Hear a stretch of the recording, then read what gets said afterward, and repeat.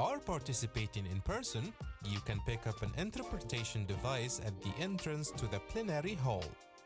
Select the channel you want to listen to, and do not forget to return the device at the end of the session, as it will not be used in the breakout rooms.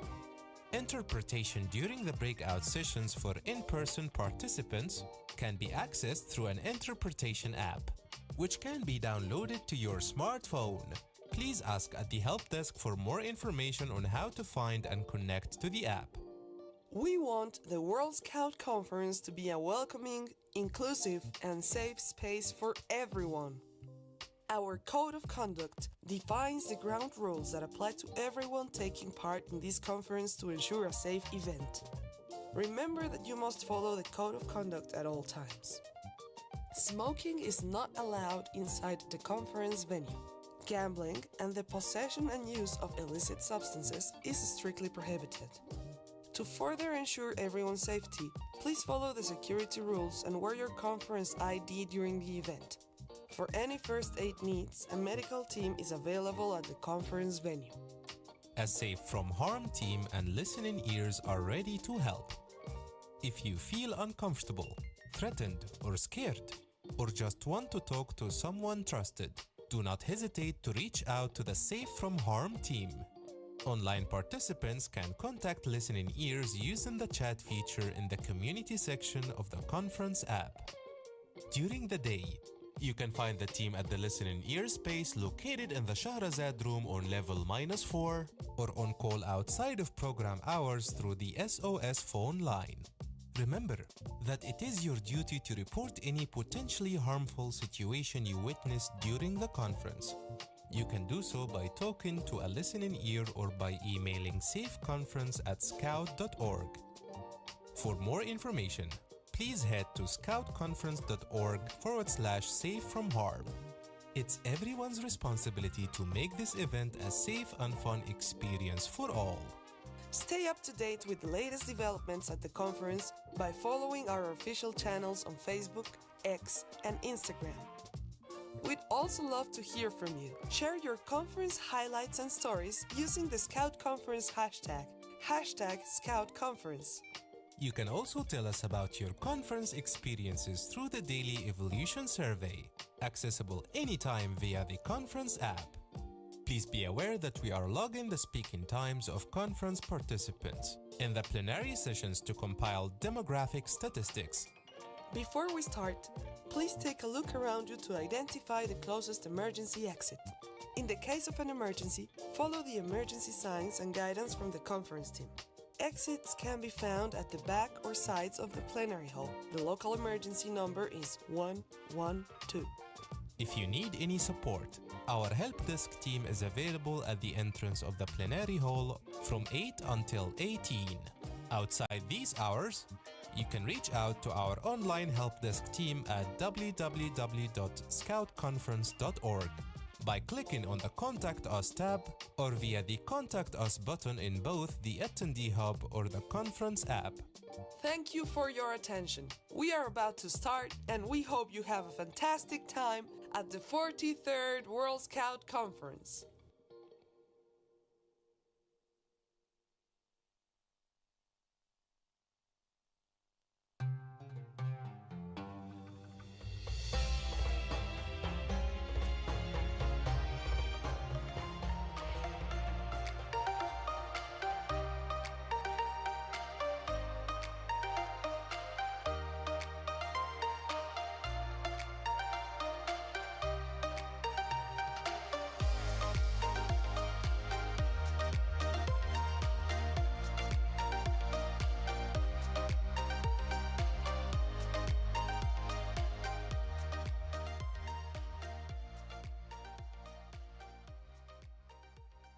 Well, hello conference. Welcome to day 6.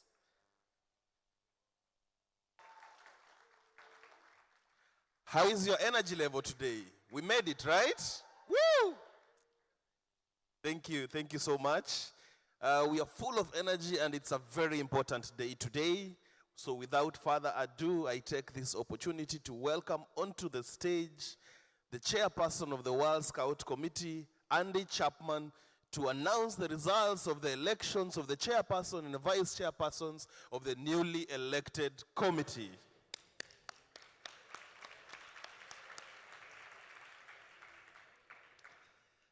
Yesterday, the World Scout Committee met and elected a chairperson and 2 vice chairpersons.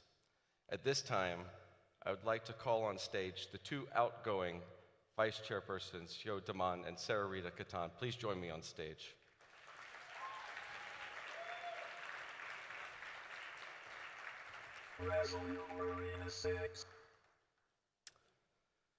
Dear conference, I am pleased to announce that the new World Scout Committee has elected as chairperson for the 2024-2027 mandate, Daniel Corson.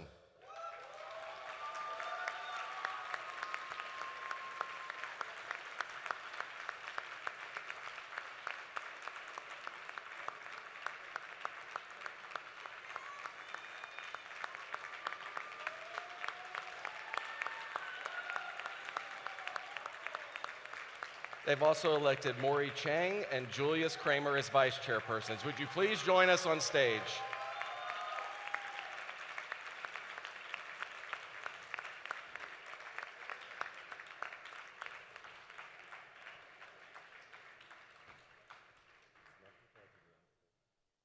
Julius Kramer, Maury Chang, are you in the house?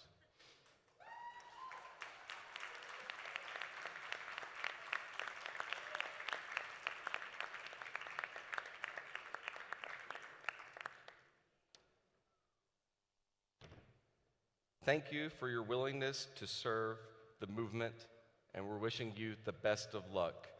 Conference, let's give a big applause to the new leadership.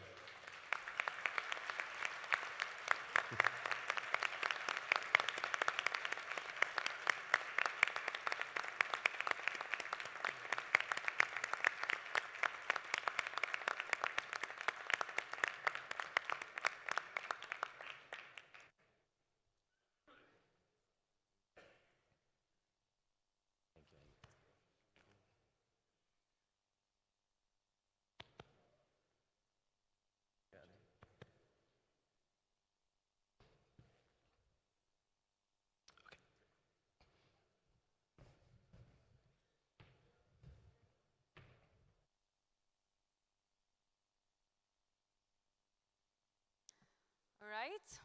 Congratulations to the incoming chairperson and vice chairpersons. I will now be speaking in French, so please, if you didn't get your interpretation headset, do so, as it's not only the introduction, but our keynote speaker will be also intervening in French. So please take a moment if you've not gotten your interpretation headset.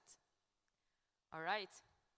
Alors, après les émotions suscitées par l'annonce de la personne qui assurera la présidence du Comité mondial du scoutisme, nous passons assez logiquement à notre prochaine séance et qui se concentre sur l'importance du leadership au sein de notre mouvement aujourd'hui. Notre prochaine séance est consacrée à la gestion des défis difficiles. En tant que responsables dans nos organisations, nous pouvons parfois être détournés de notre objectif principal, qui est essentiellement de mettre en œuvre des programmes des jeunes incroyables, parce que nous nous trouvons dans des situations où on doit gérer des conflits et des désaccords. Il est alors très important d'apprendre à gérer ces conflits et ces défis. Le conflit est partout, c'est autour de nous tous, et souvent à notre porte et au sein de nos organisations. J'ai le plaisir de vous présenter notre animateur pour cette séance, Christophe Okuniowski, qui animera les conversations des invités pour nous aider à explorer davantage ce sujet. Christophe?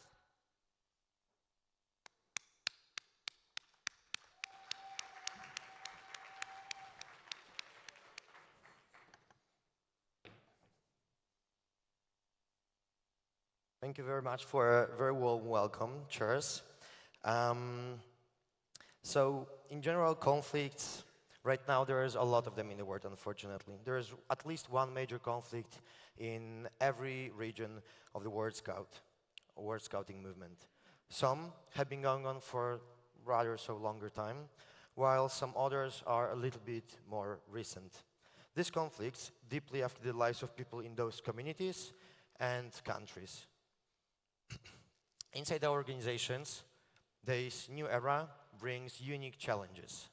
Poorly managed conflicts can impact leadership and directions, often leading to a lack of clear vision and making us less effective. Disputes among leadership, often leading to a lack of clear vision and making us less effective. Focus on our main goals, leading to inefficiencies and lower morale. Of course, conflict in itself is not a negative if handled well. It can be a catalyst for new ideas, for change, and for creativity. But when not handled well, strained cooperation inside and outside of organization can make it harder to solve these internal conflicts, leaving us vulnerable to ongoing disputes and instability. We, as leaders, need to develop strong strategies to manage and to resolve conflicts effectively, ensuring we stay focused on our mission and keep our organizations united. Conflicts, whether they are external or they are internal, have many impacts of the organizations. So, for example, internal conflicts can disrupt the operations. Disputes within leadership, boards, and members can derail our focus, leading to inefficiencies and less effective programs. It can cause erosion of trust and morale.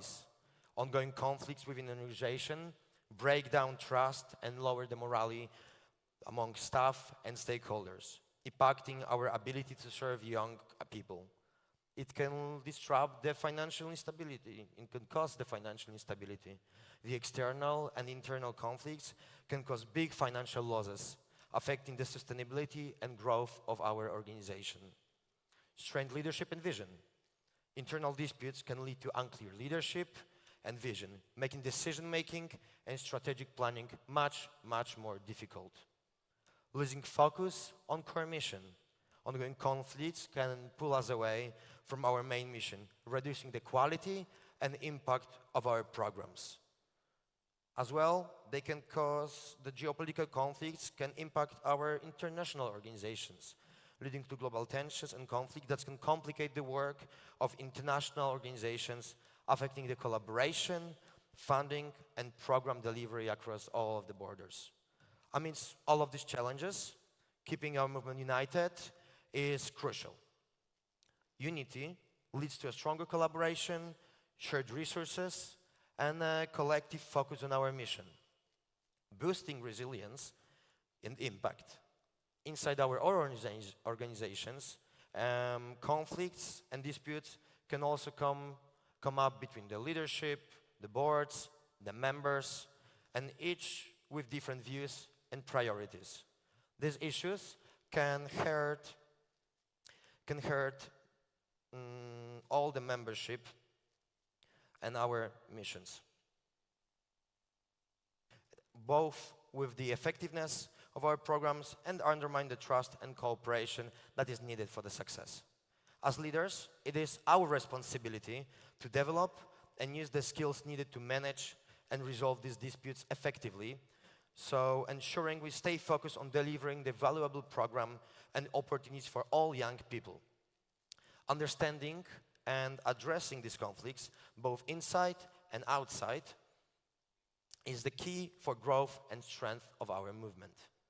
Well, I'm really happy to share with you that this session is designed to help us all as leaders here in the Scouting movement of all kinds in many different member organizations to reflect on these critical skills in navigating difficult challenges and conflict within our organizations.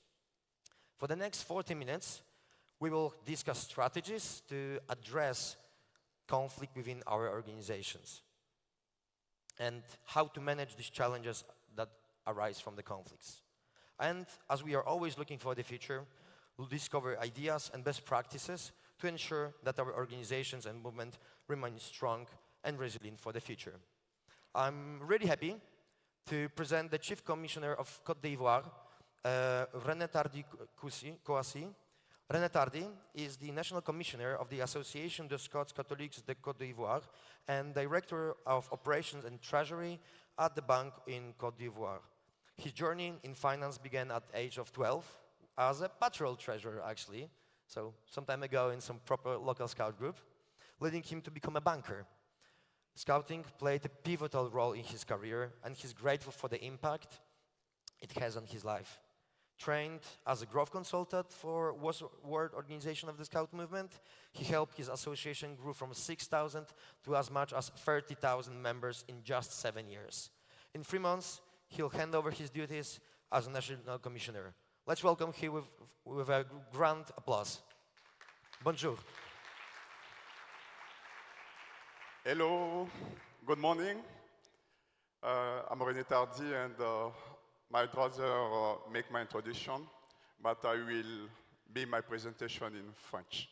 Bonjour à tous, je suis René Tardy, et comme je le disais tout à l'heure, je ferai ma présentation en français.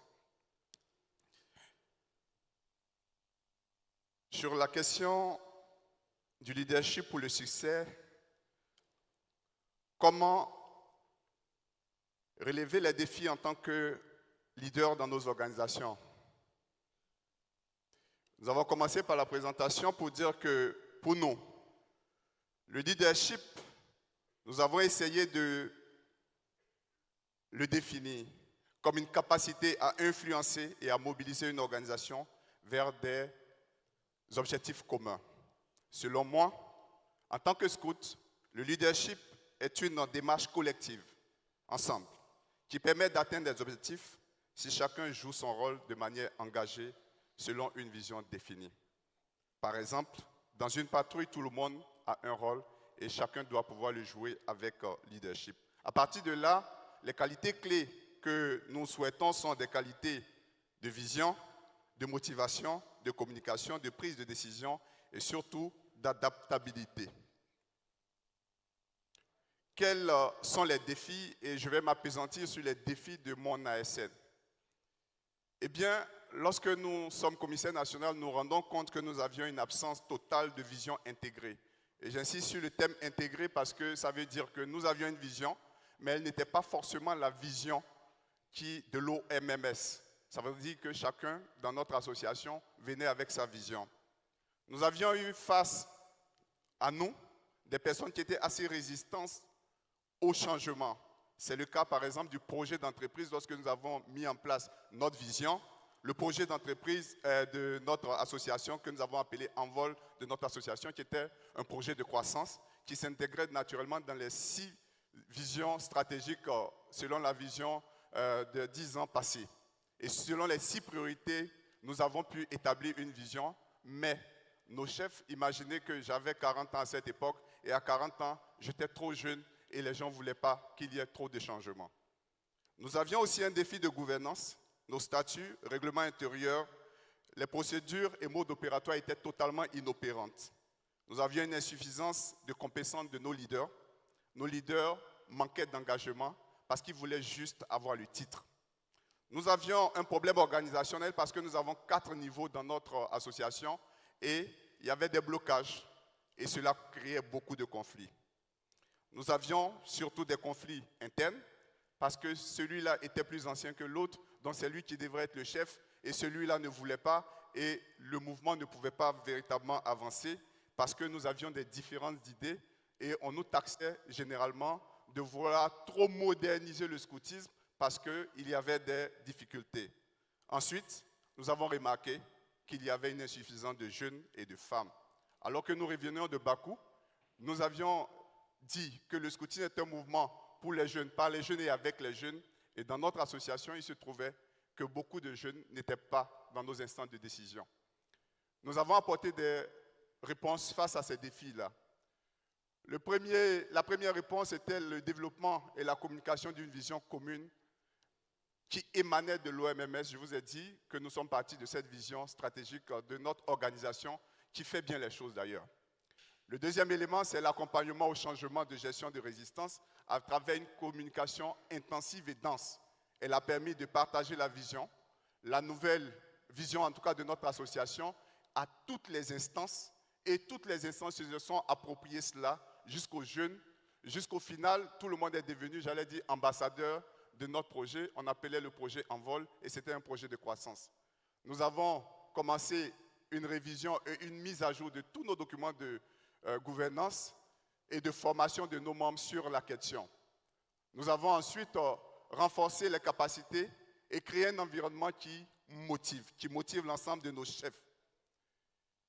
Nous avons adopté ce que j'appelais le fonctionnement en mode projet avec une lettre de mission précise à durée assez déterminée qui a été assez efficace parce que lorsque vous laissez les gens dans un projet, un processus trop long, il se trouve que vous n'avez pas de résultat et vous êtes inopérant, vous êtes inefficace. Nous avons réorganisé de manière opérationnelle notre association pour la rendre efficace à travers une clarification des rôles, une instauration des mécanismes de coordination régulière.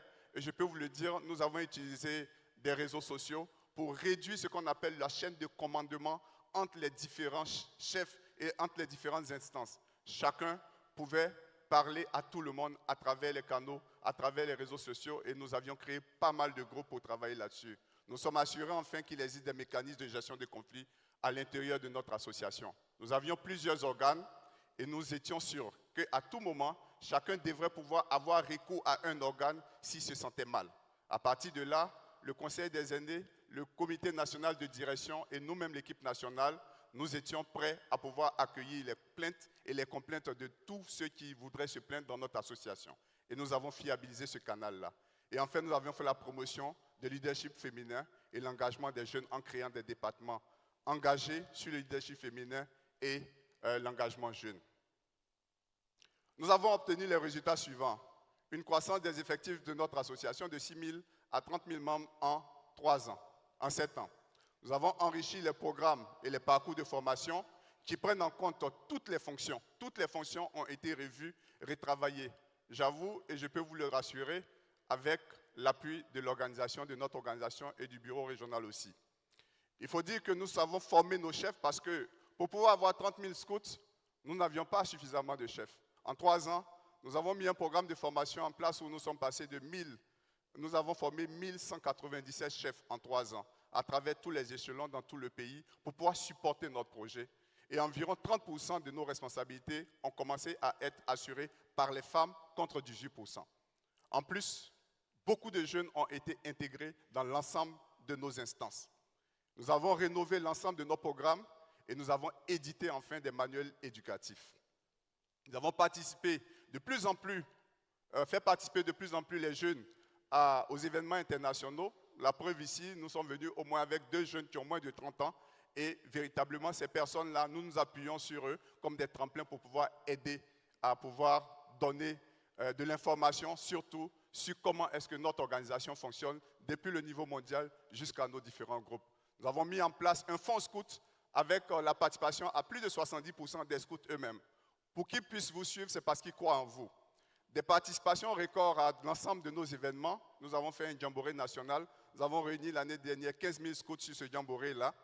Et dans ce que je sais faire, c'est que nous avons souhaité dématérialiser l'ensemble des paiements pour éviter que les chefs ne se focalisent sur l'argent, sur le cash. Donc tout le monde paye en ligne.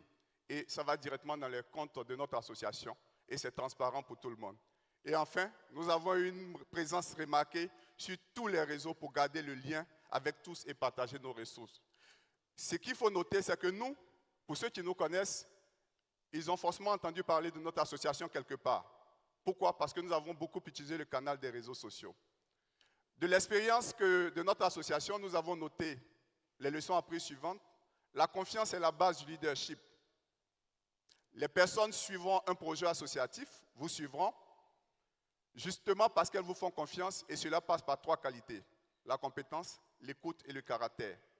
Ils peuvent vous tolérer le fait que vous ne soyez pas compétent. La compétence s'acquiert, mais ils ne vont jamais vous tolérer le fait que vous n'ayez pas du caractère pour donner une voix aux jeunes. C'est important. L'important du leadership collaboratif. Le leader, ce n'est pas le chef. Le leader, il est à tous les niveaux. Le leader se veut collaboratif et justement, peu importe votre position, le leader n'est pas forcément le chef. il est collectif et chacun doit donner le meilleur de lui dans sa fonction. Par exemple, un capitaine de bateau sans machiniste, il n'est rien. Et donc, ce leadership collaboratif doit pouvoir aider tout le monde. L'anticipation des défis. Le leader doit pouvoir prévoir et préparer les obstacles. Justement, lorsque vous êtes dans une association comme la nôtre, vous devriez immédiatement anticiper tous les conflits. Essayez au mieux, je dis bien au mieux, de pouvoir les résoudre à la base et faire de sorte que ces conflits-là ne voient pas le jour. Il vous faut une flexibilité et une adaptabilité.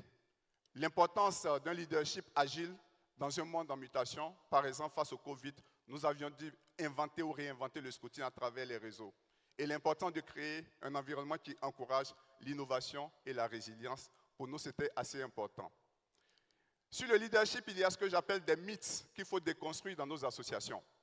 Ces mythes-là sont simples. J'en ai pris ici 5. Le mythe du positionnement.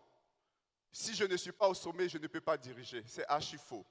Le mythe de la destination. Quand je parviendrai au sommet, alors j'apprendrai à diriger les autres. C'est archi faux. Le mythe de l'influence. C'est lorsque je serai au sommet que les gens me suivraient naturellement.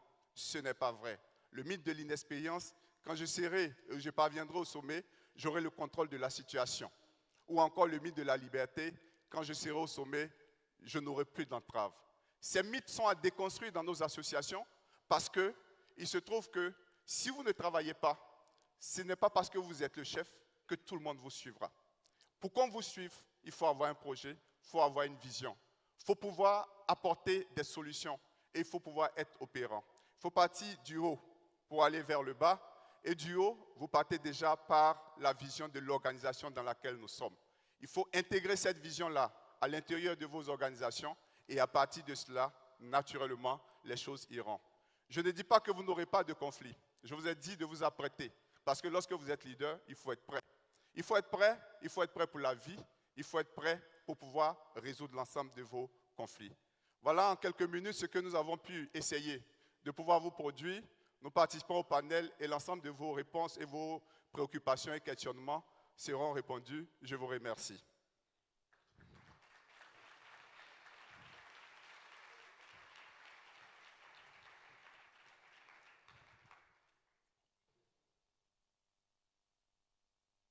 Thank you very much. Thank you very much, Renat Hardy, for this amazing input.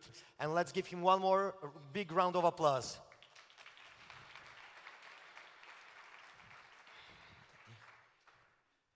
Merci. Right now, we have a pleasure to host a panel composed from leaders who have maintained teams from difficult times and rebuilt organizations both inside and outside of Scouting. So, the topic of this panel will be to building communities, managing conflict positively. Let's welcome our guests and let me introduce them to you. So first, beside our amazing guest that just gave us a great keynote speech, we have Carl Hankinson. He's from the Scouts of UK, a lifelong Scout. Carl is a UK Chief Commissioner of the Scout Association.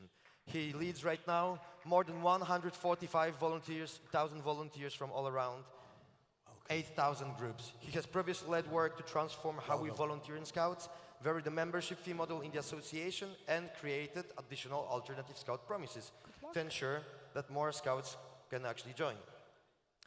Leading Scouts in the UK to recover from the COVID pandemic, from the COVID period, and deliver the ambitious strategy for Scouting has been difficult. I can fully believe that. However, a combination of an external Safe from Harm campaign, responding to unexpected changes in the Jamboree, and an inquest into the death of a Scout means that the last year must have been really, really difficult. But also it has been his greatest leadership challenge. Carl is married with 2 young children and works full-time as a regional direction for a national bank. Let's welcome him warmly. A banker as well. 2 bankers. Yes, sure. Our next guest is Diana Carrillo, which is a regional director for the Inter-America Scout region. Diana is an international relations professional passionate about sustainability, gender equality, and youth empowerment. She has worked with civil society organizations,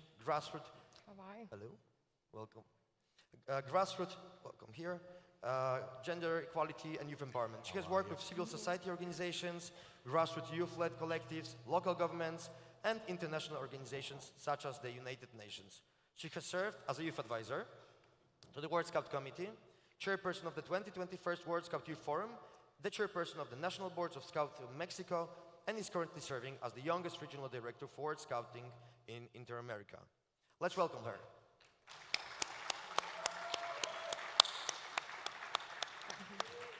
And last but definitely not least, Helga Mutasingva, board member, World Association of Girl Scouts and Girl Scouts.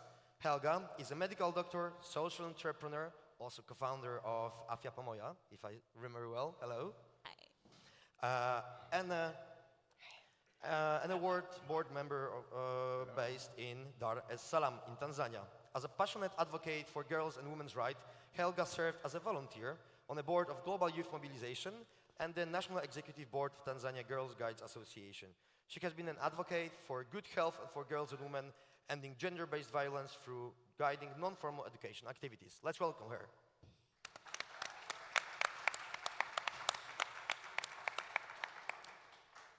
Thank you all for joining us here today, and let's jump right into our discussion. So, to start, what is the role of leadership in preparing our organizations and people for change in an ever-changing world? Maybe, Helga, you could start. Yes, a role of leadership. I think we have been raised as leaders, being scouts, being guides. We have that responsibility. It starts with me. That's the song you get to sing or think about. So a role of leadership or the position that you get, that doesn't show that you are powerful, rather than you are there to serve, just as Joe said. We need to have that mindset that in this big movement that we have, whatever that it is, you are there to serve. So you need to think, engage, but also understand that it's bigger and beyond you. We might have the perception that, maybe girls can't lead, or young people can't lead, or if you have a certain disability, you can't do things. That should be out of your mind. You need to understand you are there with others, engaging them, consulting them, and then also have them or give those people a platform to make decisions. In this ever-changing world, I'll give an example with COVID on how it happened. Maybe we used to work in silos, but we had to think, how do I get to engage others? So the role that you have as a leader, it should be mindful knowing that you have other leaders there to help you. How do you communicate that message in the best way so that they can engage, they can join you? The Global Youth Mobilization was developed by the consultation, by the engaging, by reaching out to other youth organizations.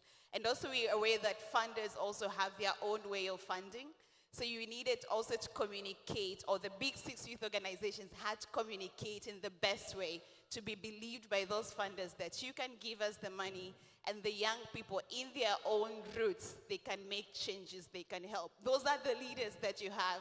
So use the platform of those leaders to engage them, to include them into making the changes. So be aware that you are there to serve, and you are not the only one. And no matter the background, the language, the capacity that you have, we are in this together. So that's how I see the leadership. Thank you.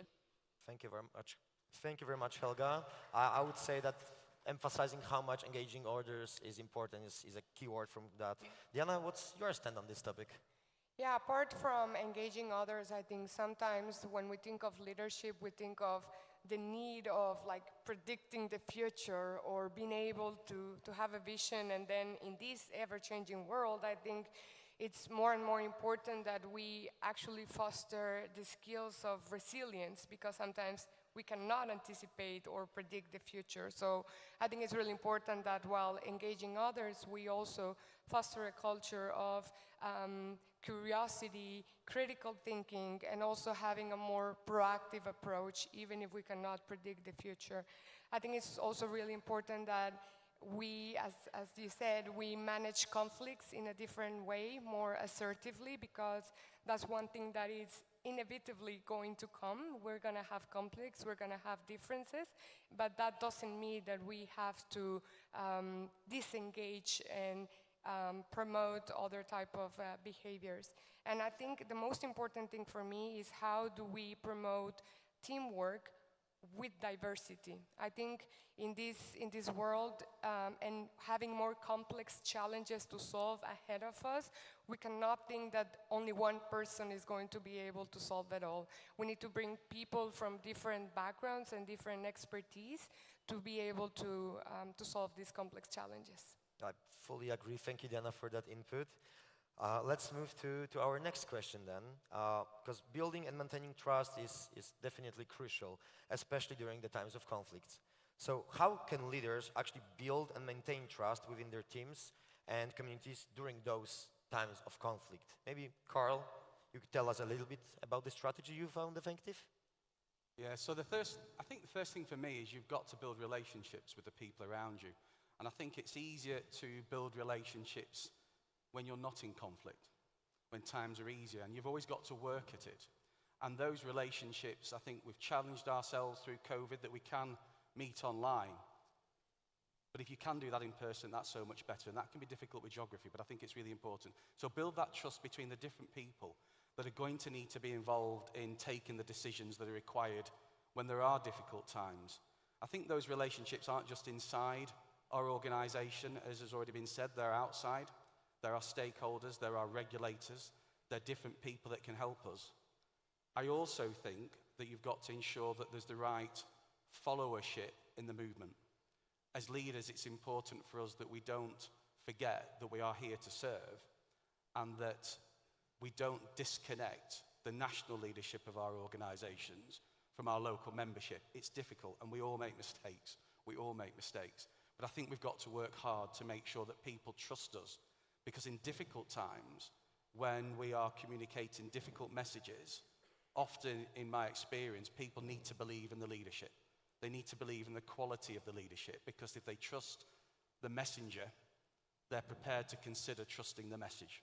And I think it's really important. And finally, I would say, I think we also need to be open to both making sure we've got the right data, we've got the right information to make the right decisions, because passion for scouting isn't enough. And I think we've also got to maintain a culture where we're not in conflict, but we can disagree. Because if we can't disagree in a good way, then we can't often get to the very best decision that we require for the good of our organization, of the movement. And it's really important that we build a culture where we can disagree, we can discuss in the right way, so the complete efforts and energies and talents of people are brought into the decision-making process. Thank you, Carl. I think I see a common point here with Diana about not being able to avoid conflict, so let's use them for our success instead. René Tardy, what's your stand on that? On the effective strategies that you found? Merci. Sur les questions de conflit, la meilleure manière pour nous de pouvoir les éviter, c'est la communication. La première approche, c'est déterminer quel type de conflit est-ce que vous pouvez avoir à l'intérieur de votre association ou de votre organisation. Cela peut être un conflit interne entre les équipes, entre les instances, ou bien même un conflit externe. Les conflits surviennent généralement parce que vous avez des idées, quelqu'un dit désaccord, vous êtes en désaccord sur certaines idées. Et il est important de pouvoir beaucoup communiquer pour que chacun puisse comprendre votre vision, ce que vous voulez. Et mieux, j'allais dire, il est important aussi de pouvoir amener tout le monde à la table pour faire comprendre cela. Si vous y allez seul, vous aurez forcément des gens qui vous seront comme des boulets. Donc la meilleure approche, c'est de pouvoir intégrer tout le monde. Certains resteront forcément sur le chemin. À vous de pouvoir trouver les voies et les moyens. J'ai dit dans ma présentation qu'il y avait ce que j'appelle des instances. Il faut trouver ces instances-là pour leur parler. Et ça, c'est important. Parce que si vous y allez, ils vont vous ramener en arrière. Or, si vous allez ensemble, vous allez arriver à votre objectif. Donc, il faut s'asseoir, discuter. C'est pour moi le premier pas pour pouvoir éviter l'ensemble des conflits lorsque vous imaginez que cela peut être un problème. Voilà un peu ce que je peux dire en quelques minutes. Merci beaucoup. Merci. I think what you said is really, really important. Let's move on then to our next question. So, as you know, fostering a sense of a community and unity is essential. That's kind of what Scout Movement is about. What strategies have you found effective in fostering a sense of community and unity, both within your organization and in the broader community? Helga, what's your approach on that? The ownership, I would start with that. How do you make people have a sense of ownership in anything that you bring? I would try to give an example with the World Association of Girl Guides and Girl Scouts. We have different programs, if you might have heard. And one of them is called Girl-Led Action on Climate Change. So we are aware of the climate change, what is happening in different parts of the world, and what happened. I'm from Tanzania. What happens in Tanzania is different what happens in the Caribbean, what happens in India, in Sierra Leone. So there is one problem, but it affects in a different way, or different things happen. So when we were developing this program, there had to be a co-creation activity. So the co-creation is engaging young girls, not even leaders, young girls in different communities, in different countries, in this specific topic. And this gets to include the topic, but also the culture, the language, and also the experiences. So developing the curriculum on how to engage other people, and this includes the awareness, the education, the advocacy in different languages. And this curriculum came up to be the best, including other curriculums, because the girls own it, are aware of it. The games or the activities or the songs that are included in the curriculums are by the girls, and they can relate to the problems, to the activities, because there are certain places rain harvesting is the best activity to do. It can relate. You cannot take rain harvesting activity in a place it doesn't relate, it doesn't engage. It's not easy a person to own or engage or do that activity. So within the guiding movement, there has been better ownership of the programs, better implementation. The girls are the ones who are advocating for these activities. They reach out to their local community leaders because they know what they're speaking about. They have encouraged the change of policies, guidelines in their own communities, countries, because the program was created by them, for them, and it gets to be loved. So when you speak about a problem, a person speaks about it in the better understanding on how they get to do it. And the other thing goes back to the first point of how you engage people, how you speak with the people, being aware that what I know in Swahili is different on how the person speaks in Spanish. So being aware, being engaging, and consulting, it gets to be the best key, and people get to lead in the same mission, no matter the experiences, because you have the same mission tackling climate change. But the experiences and the engagement comes to be different, and the curriculums gets to be embraced, no matter the language or the examples or the experiences in the platform. Thank you, Helga. As you can hear, engagement, again, is really, really important. But let's move on a little bit further. How can leaders actually ensure that the values of scouting are upheld during conflicts? René Tardy, what do you think? Merci beaucoup. Sur la question des valeurs du scoutisme, il faut être d'accord que nous sommes sur le même chantier quand il s'agit de scoutisme. En matière de scoutisme, nous avons notre promesse, nous avons la loi scout, nous avons nos principes scouts. Il faut s'assurer que nous faisons la même chose. Il faut s'assurer que, éventuellement, tout le monde utilise le même cadre, la même méthode. En fait, il faut s'assurer que nous faisons du scoutisme. À partir de là, si vous faites exactement la même chose, donc le scoutisme, et que vous avez la même définition du mot scout, et que vous avez la même approche du scoutisme, je ne dis pas que vous deviez forcément être d'accord, vous pouvez commencer à éviter l'ensemble des conflits. Parce que si vous êtes dichotomique, lorsque vous parlez de scoutisme, vous faites référence à 8 éléments de la méthode scout et que quelqu'un d'autre en fait référence qu'à un seul ou à 2, alors vous n'êtes pas sur le même échelon, vous n'êtes pas en train de parler de scoutisme. Alors, pour moi, il faut pouvoir sensibiliser, communiquer, dire aux gens que nous sommes ensemble. Et surtout, moi qui suis scout et qui suis catholique, nous avons des différents niveaux jusqu'à des aumôniers. Il faut pouvoir savoir que tout le monde est sur la même longueur d'onde. Que ce soit un prêtre, catholique, aumônier, que ce soit un jeune, il faut qu'on sache ce qu'on est en train de faire. On fait du scoutisme. Le scoutisme, c'est quoi? C'est 8 éléments de la méthode scout. Comme on l'a vu, vous la déclinez selon votre environnement, selon votre pays, selon, naturellement, j'allais dire, vos ethnies.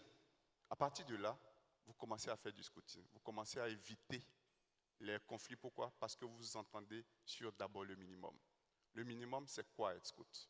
C'est le début de toute résolution de conflit. Et si vous arrivez à cela et que vous êtes sur la même longueur d'onde avec tout le monde, je peux vous dire une chose. Le scoutisme commence à germer, non seulement, mais mieux, sans conflit. Et lorsque vous fédérez tout le monde sur un objectif commun et que tout le monde est d'accord sur cet objectif, eh bien, vous commencez à faire du scoutisme parce que vous commencez à croître.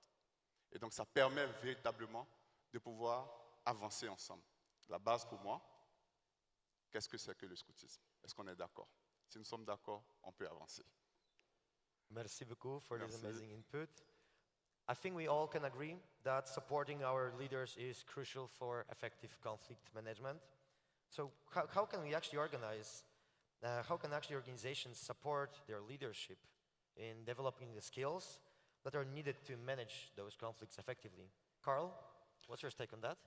Well, I think there's a number of steps you can take. So I'll give you an example in the UK. We have, as a large organisation, we have a significant national volunteer leadership and a significant staff team.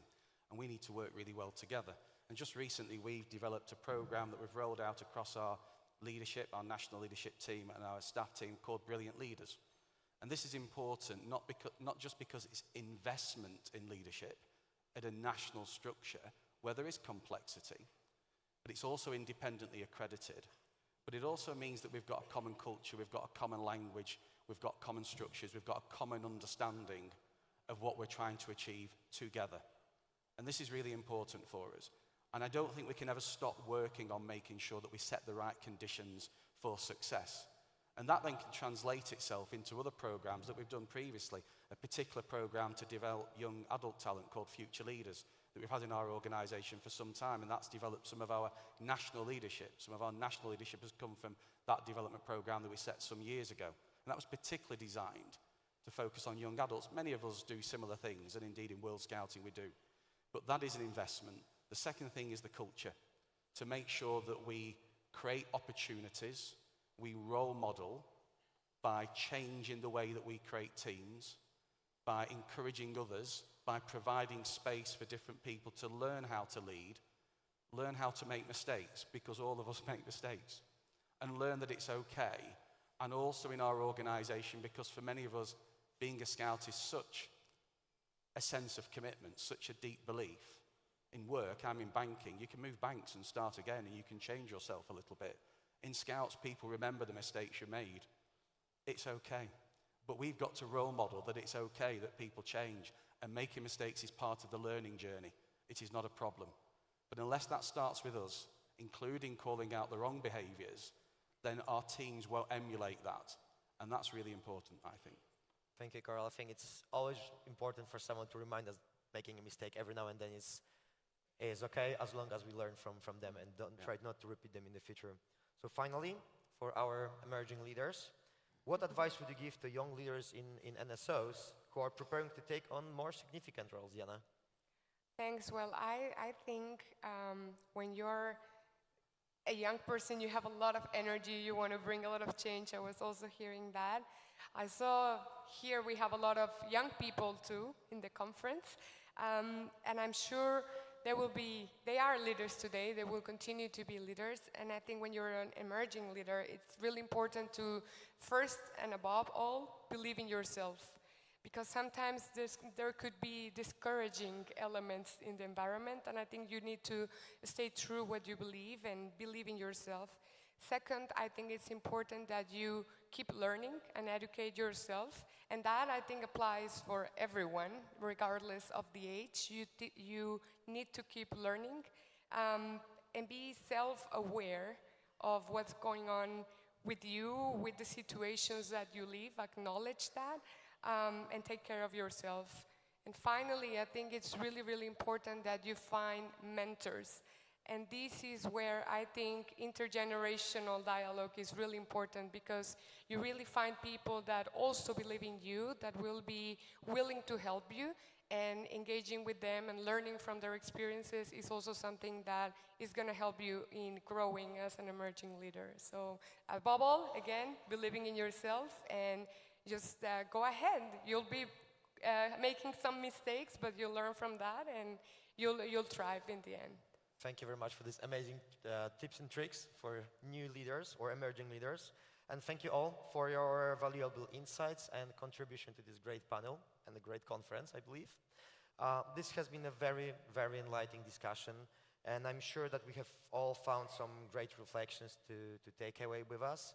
So, for returning for our organizations. But before we finish today, we are going to all do an activity together. I think you also have something here with you.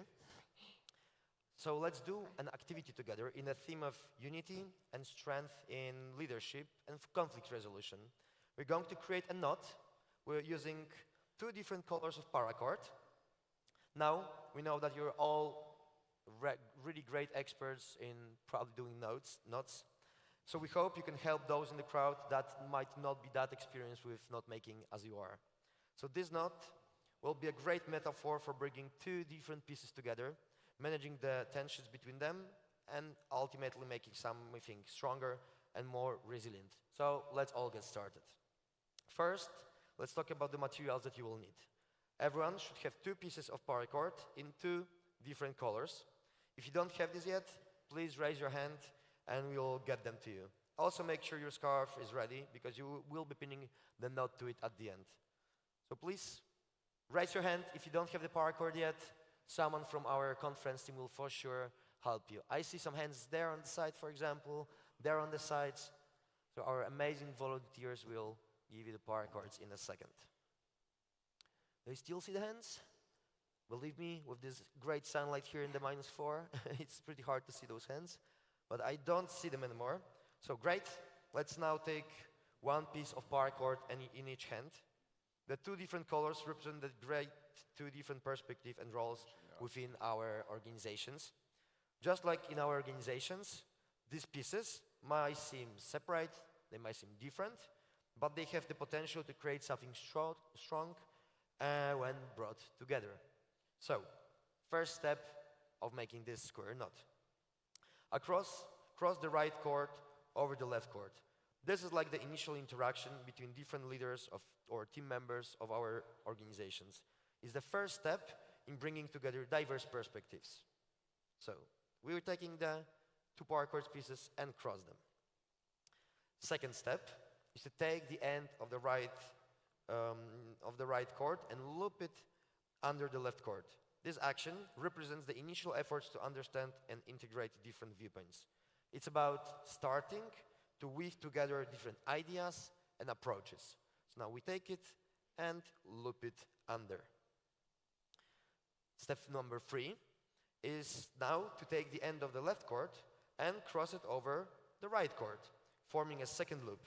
This can symbolize the reciprocal effort from both sides to engage and connect. Just like in our leadership roles, it's about continuous engagement and interaction. So let's take the left part and cross it.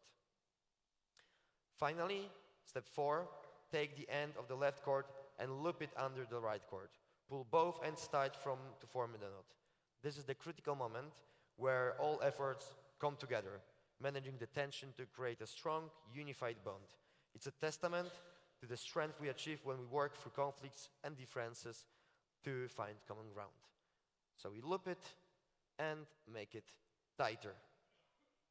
Now, hold up your knot up and look at how the two different colors come together to form a strong, cohesive knot. This is exactly what we strive for in our organizations, bringing together diverse individuals and ideas to create something stronger than the sum of its parts. As a final step, please take your knot and take your scarf and pin the knot to it. Let this knot serve as a reminder to you of the power of unity and the strength that we gain by managing and resolving the conflicts effectively. Every time you see this knot, remember that the critical skills we discussed, building trust, fostering unity, and leading through change. So now let's pin it to our scarves. You can also ask someone else for help, or if you could help me. This is dangerous. It might be a little bit tricky. And also a great moment to cooperate together and meet your neighbor if you haven't done that before.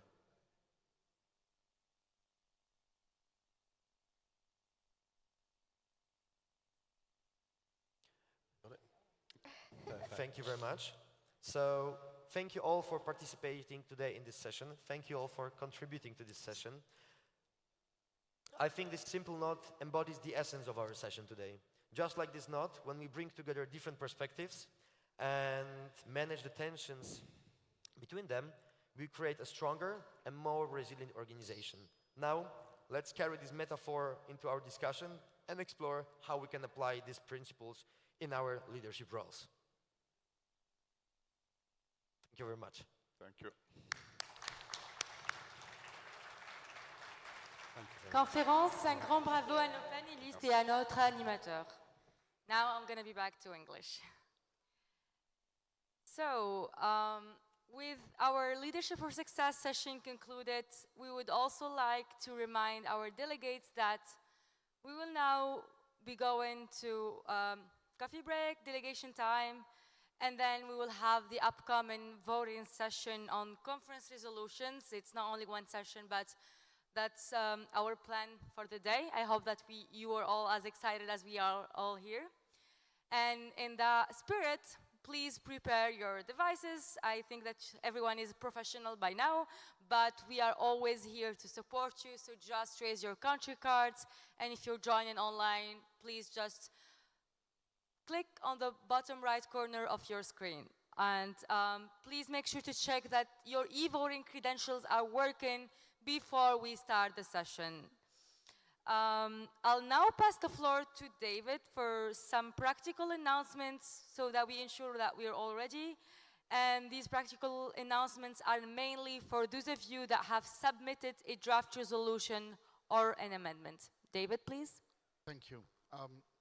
Two announcements, one for all of you and then one specifically for those that submitted resolutions or amendments. For all of you, you understand we are very dependent for the voting from the internet in the room. So can I ask everybody to refrain from using very intensive data applications? We've noticed yesterday, our technical team, that there were quite a number of people live streaming from in the room. And that is very data intensive and could saturate our bandwidth and therefore make us wait longer for voting to be able to happen. So please don't live stream, and if you're here and you're able to, in the room, and you're able to view on the screen, please don't put up the attendee hub and look at the video in addition. That's one. Two, I'd like for all of those that have submitted a draft resolution or an amendment to them to please come and see me right after the end of this session here in front of the stage. I will give you a quick brief on how the flow will work, and if you have any questions, I'll be happy to answer those. So from my list, I'd like to invite the following: the World Scout Committee members that are speaking to a draft resolution, and the NSOs of Australia. We'll talk to you over WhatsApp Australia because you're not in the room. Austria, Brazil, Colombia, Ireland, Madagascar, Mexico, Portugal, Spain, Sweden, and Switzerland. So again, Australia over WhatsApp, Austria, Brazil, Colombia, Ireland, Madagascar, Mexico, Portugal, Spain, Sweden, Switzerland. Please send somebody to the front. That's it. Thank you. Thank you, David. With that, we are all now ready to proceed to delegation time. Please take this opportunity to engage within your respective delegations and share some final reflections around the draft resolutions and the amendments. And we will see you here after the break. Thank you so much.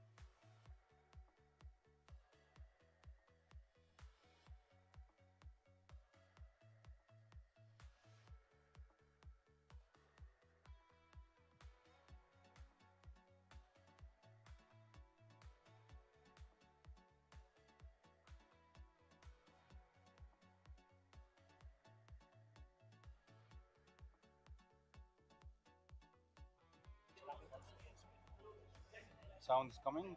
Sound. Sorry.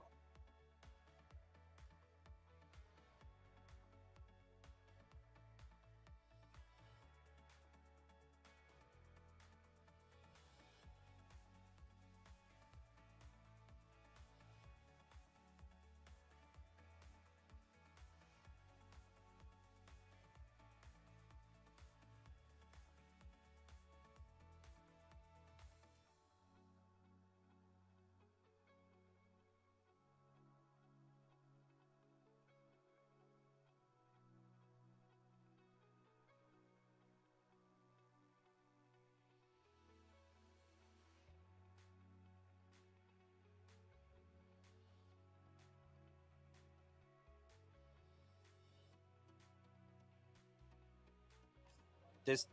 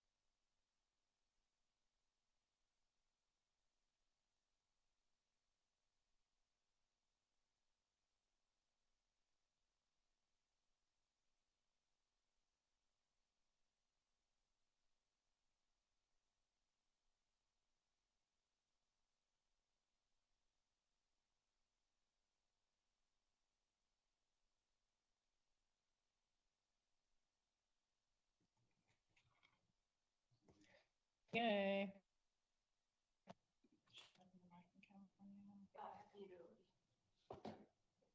Hello, hello, Egypt.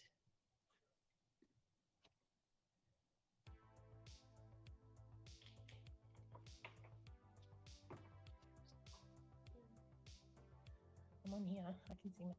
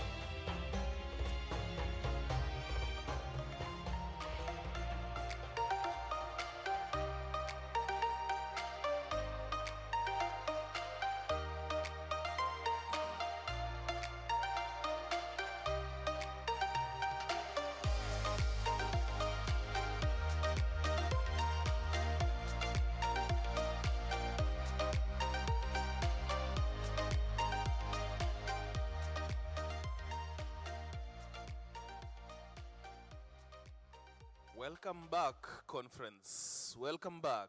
Please take your seats. Please take your seats with your coffees. Thank you. We will now begin our voting session on the remaining draft resolutions. Conference, as a reminder, all draft resolutions today and their amendments will be declared carried by simple majority of the votes cast. Before I explain the process for this voting session, please take a moment to ensure that all heads of delegations are logged into the e-voting system and are ready to cast your votes. Remember that we have an additional dedicated Wi-Fi to increase our bandwidth. You see it on the screen. It will be up in a minute. We'll pause for a moment to make sure you can all take a picture and you can all confirm that you have logged in to that Wi-Fi so that we can move faster. As David said earlier, please refrain from using that Wi-Fi for anything else other than voting for the moment, like any large-scale streaming, so that we can be able to move faster in terms of voting. Also, I remind everyone to regularly refresh your voting screen after any prolonged inactivity, because you may be logged out of the system and you may need to log back in quickly, and we will try to proceed quickly as we have many votes to cast today. With that, let's see the video on how to access our e-voting system.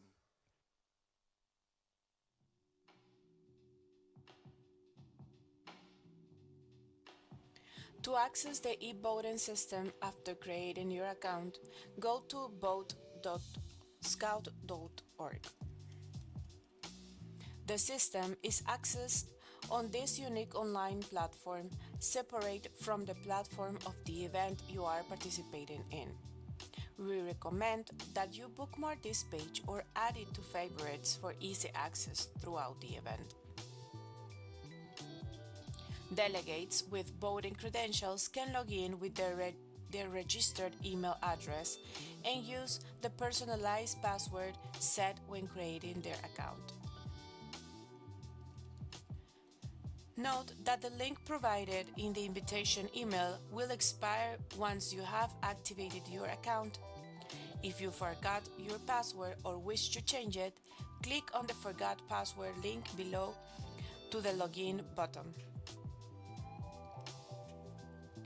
Once logged in, access the relevant event which you have been invited to as voter. Note that the preferred browsers are Chrome, Edge, and Safari. The preferred device is a laptop or a desktop computer over a mobile device. The e-voting system's user experience will be reduced on a mobile device or with another browser.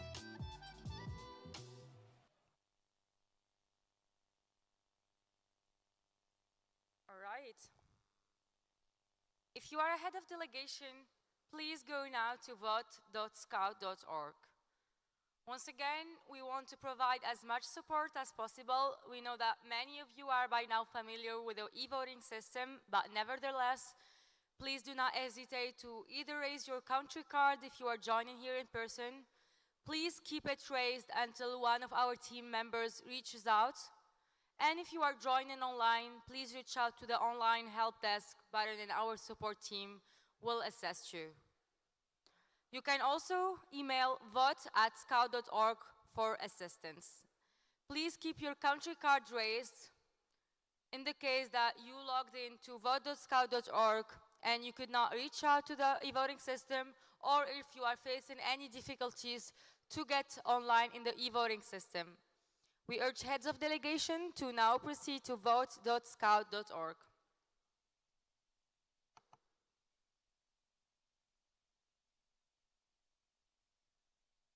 While the delegations are receiving support, we will continue with our conference program. We are looking forward to hearing a report from our friends at KISK, our permanent jamboree. Let's give a warm welcome to Aidan Jones, Kandersteg International Scout Center, Chairperson of the association. Aidan, the stage is yours.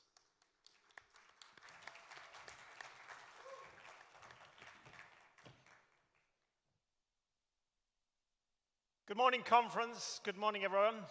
Or as we say in Kandersteg, grüße miteinander. It's a real pleasure to be here with you this morning to present this update from Kandersteg. And I'm joined by Pani, our new director in Kandersteg, and together we'll make the report this morning. Hello, good morning, everybody. Thank you, Aidan. Thank you for the warm welcome, everybody. I am honored, I am delighted, I am super happy to be here to talk about two of the things that I'm most passionate about. One of them being international scouting, which I'm pretty sure I share with many of you. The other one is the role of Kandersteg International Scout Center on that international scouting. And to start with that, I'm going to do a little game with you to see how much we share here. So, I'm going to ask everybody if you can stand up, if not, just put your hand up, to stand up if you have heard from Kandersteg International Scout Center. Please stand up or put your hand up. Okay, now I see a lot of people standing. Now, remain standing if you have been to Kandersteg International Scout Center. Very good, still a lot of people standing. Now, remain standing if you have been a staff at Kandersteg International Scout Center. I see people cheering from there. Very good, I still see a lot of people standing. Now, remain standing if you're a current staff at KISK.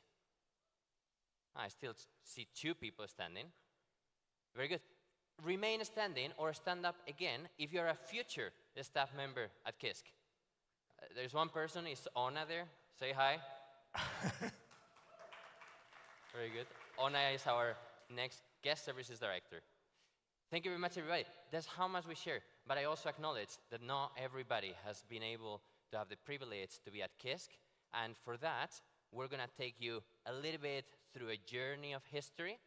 But I haven't been around for that long. So, Aidan, were you there 100 years ago? Not quite 100 years ago, but a while ago, yes. Tell us about it. So way back at the first World Scout Jamboree in 1920, the idea of Kandersteg was already alive. And we've got a cut from the Scouting Life magazine or brochure at the time, which is in quite small print. But the important thing is this quote here. And this quote says, "Thanks to the efforts and initiative of Major von Bonstetten, the Swiss chief scout, we have been able to purchase this excellent chalet at Kandersteg. I'm convinced that Kandersteg is destined to be the rendezvous of the scouts of the world and to play a big part in the development of the worldwide movement. In the scout world, all roads lead to Kandersteg." So that was way back in 1920. This idea was already brewing and was in the head. And then in 1923, Kandersteg opened. And I want Pani to lead us through some highlights of our time in Kandersteg since 1923. Thank you very much, Aidan. Now, a little bit quickly through a history. In 1923, KISK opens doors for the first time. It welcomes scouts and guides from all around the world to come together to Kandersteg. In 1931, for the first time ever, rovers of the world gather at KISK on what we call the first World Scout Moot, where dedicated staff structure is created just for that event. In 1953, the fifth World Rover Moot happened at KISK again. And then is when the crystal, our logo, is created. It's created by the participants of the Moot. And it's 6 fleur-de-lis that together they create that little snowflake that remind us of Kandersteg in winter while keeping the scouting core as an element for our logo. In 1989, the pinks become the uniform of the staff members. And that has become, ever since, our identity and our way also to be visible and to enable us to send our message across the world. In 2007, to celebrate the 100 years of Scouting, KISK celebrated the Kanderjam, the Alpine link to the World Scout Jamboree. And just last year, we turned 100 years old. KISK celebrates its centenary, but I wasn't there, so I'm going to ask Aidan to tell us what happened there. Yeah, we want to spend a few minutes just talking about our celebrations of 100 years of Kandersteg last year. And we had 7 official activities from the centre. In January, we had Welcome to the Centenary with 150 participants and 21 nationalities. And at the same time, we had the International Rover Week with 29 participants and 28 nationalities. I think we've got some participants from that Rover Week here today, have we? Well, I thought they were a bit noisier than that. Any participants from that event at Kandersteg?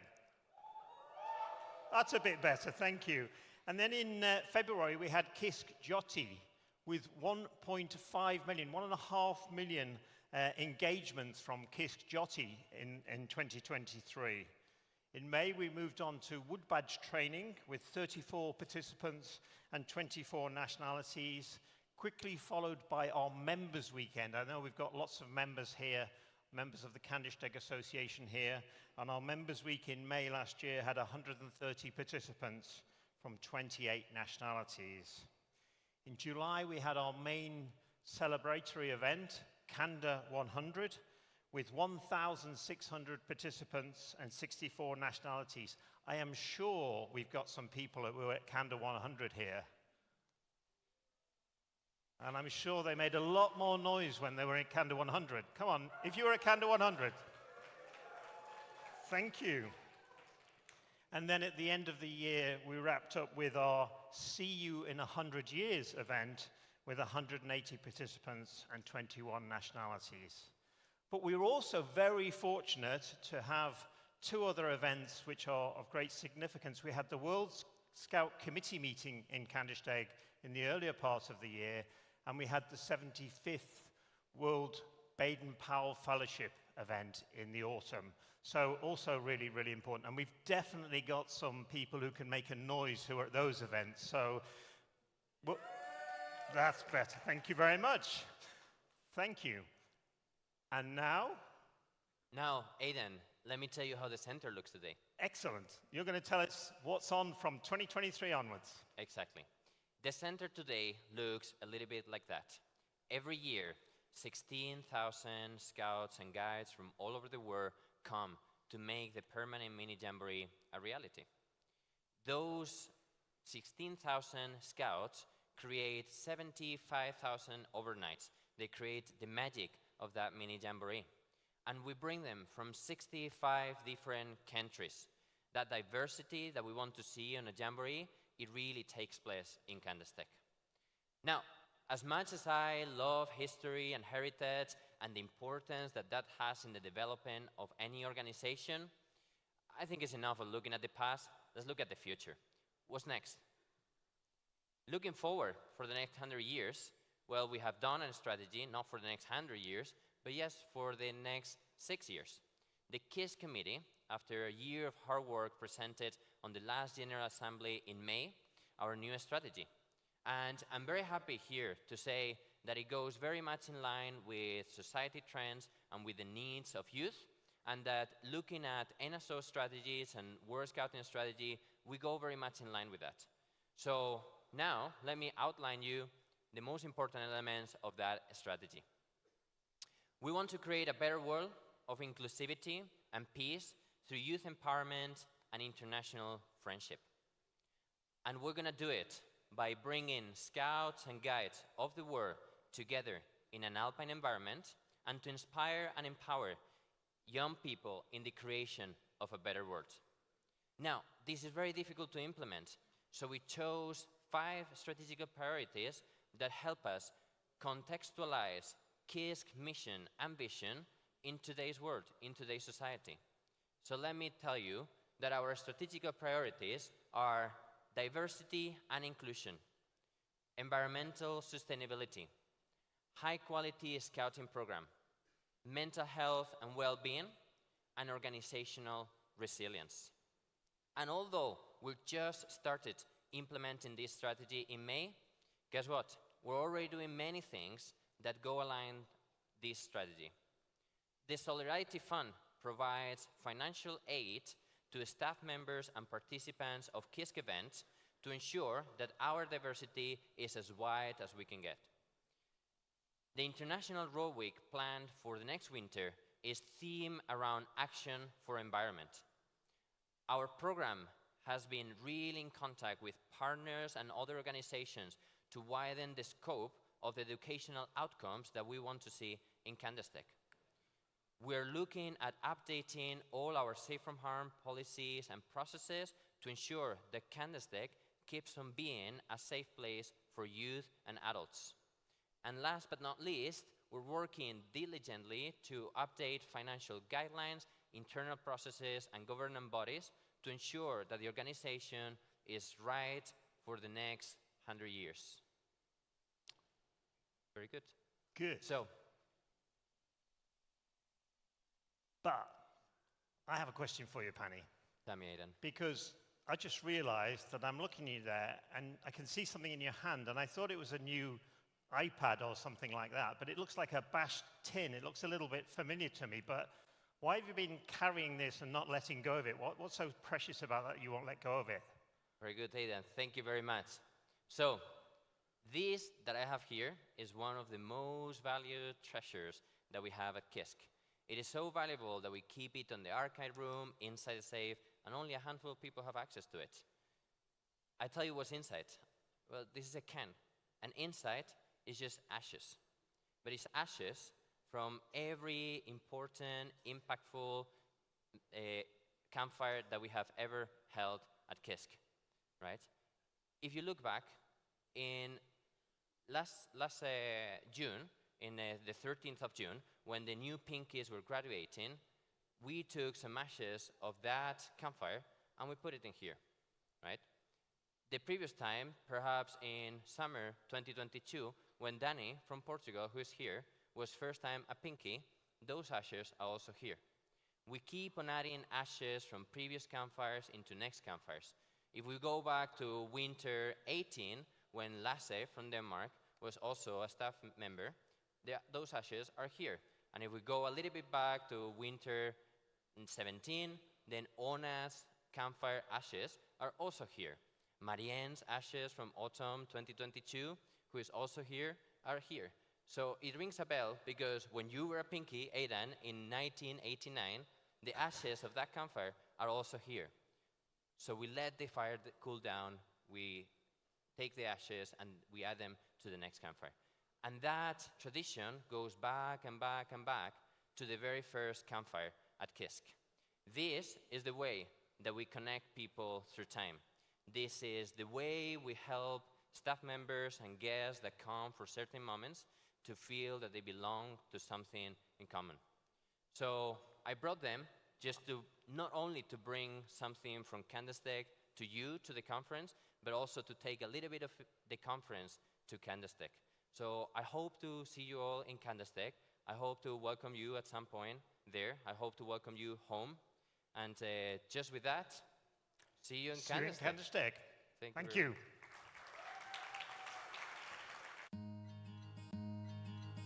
It's when we climb mountains, sing around the campfire, laugh out loud, dance in the rain, and go further than we thought we ever could. It's when we don't need words to speak the same language, when we work towards the same goal. When the world gets a little smaller because we've met friends from across the globe. It's when we help others and take action. It's when we make memories for a lifetime. That's when we create a better world. New friendships are waiting. The mountains are calling. Welcome to your greatest adventure. Welcome to the World Scout Center. Welcome home.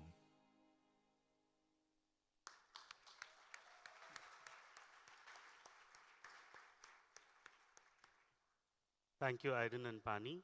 I'm sure I speak for many when I say that hearing about the updates from Kisk brings out a lot of beautiful scouting memories. Indeed, Madhu. It's always great to hear from our permanent mini jamboree, and that has been a very colorful and dynamic discussion. I hope that brings some energy for what is left for the rest of our day today. With that, we will now continue with the voting session on conference resolutions for today. I now would like to invite Bragi, the chairperson of the Resolutions Committee of this conference, to provide his report on the remaining draft resolutions. Welcome, Bragi. Once again, I think the resolutions team deserve a huge round of applause. They've been really working hard late at night to bring this to life to us. Thank you, team. Thank you, Madam Chair, and thank you, Mr. Chairperson. Dear delegates, I'm pleased to report to you on the behalf of the Resolution Committee. By the deadline of Tuesday, 20th of August 2024 at 1600 hours UTC +3 local time in Cairo, the Resolution Committee received 22 amendments in total. Of these amendments, 10 were amendments to draft resolution, 9 were amendments to the triennial plan, and 3 amendments to strategy for scouting. 1 amendment to draft resolution 2024G towards a truly inclusive World Scout conferences was deemed non-compliant by the Resolution Committee in accordance with the resolution and amendment guidelines. That amendment has now been withdrawn.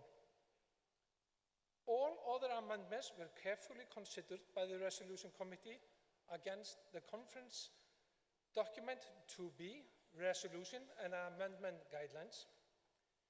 In considering the amendments, the Resolution Committee paid attention to consistency, further clarifications to the draft resolution, and avoiding duplicates. In doing so, the Resolution Committee did not consider the potential additional resources required if these amendments are accepted by the conference. Resolutions of courtesy accompany this resolution committee reports. That concludes the resolution committee reports. Thank you, chairs. Thank you, Bragi. Indeed, thank you for your report and for the team's effort in supporting member organizations through this process. Dear conference, this is one time I would like to remind heads of delegation that we also need to move into the voting system and confirm that we are okay. If you're not okay, please raise your country card so that you can get support from our floor team. Heads of delegations, please confirm, refresh your screen. If you're not yet logged into the voting system, this is the time. I see country cards coming up. Can we have them addressed? The floor team members, because we are soon going into the voting session and would like to go into that session with as many delegations as possible. I see country cards coming up. The floor team, please keep an eye out. Please keep raising your card until someone approaches you and assists you with your issue. Thank you so much. Thank you. As that happens, can I ask the World Scout Bureau to quickly remind us on the flow of the voting process today?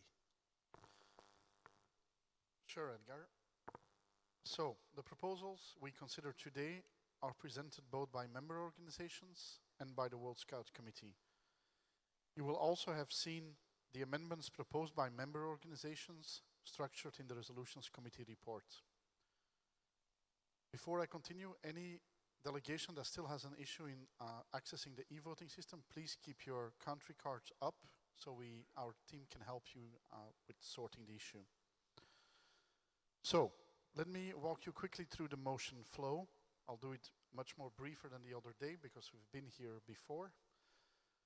So we introduce the motion on screen. We ask the proposer to speak to the main resolution. Subsequently, we will invite all delegations that wish to speak in general about the main resolution. We then introduce the amendments, if there are any.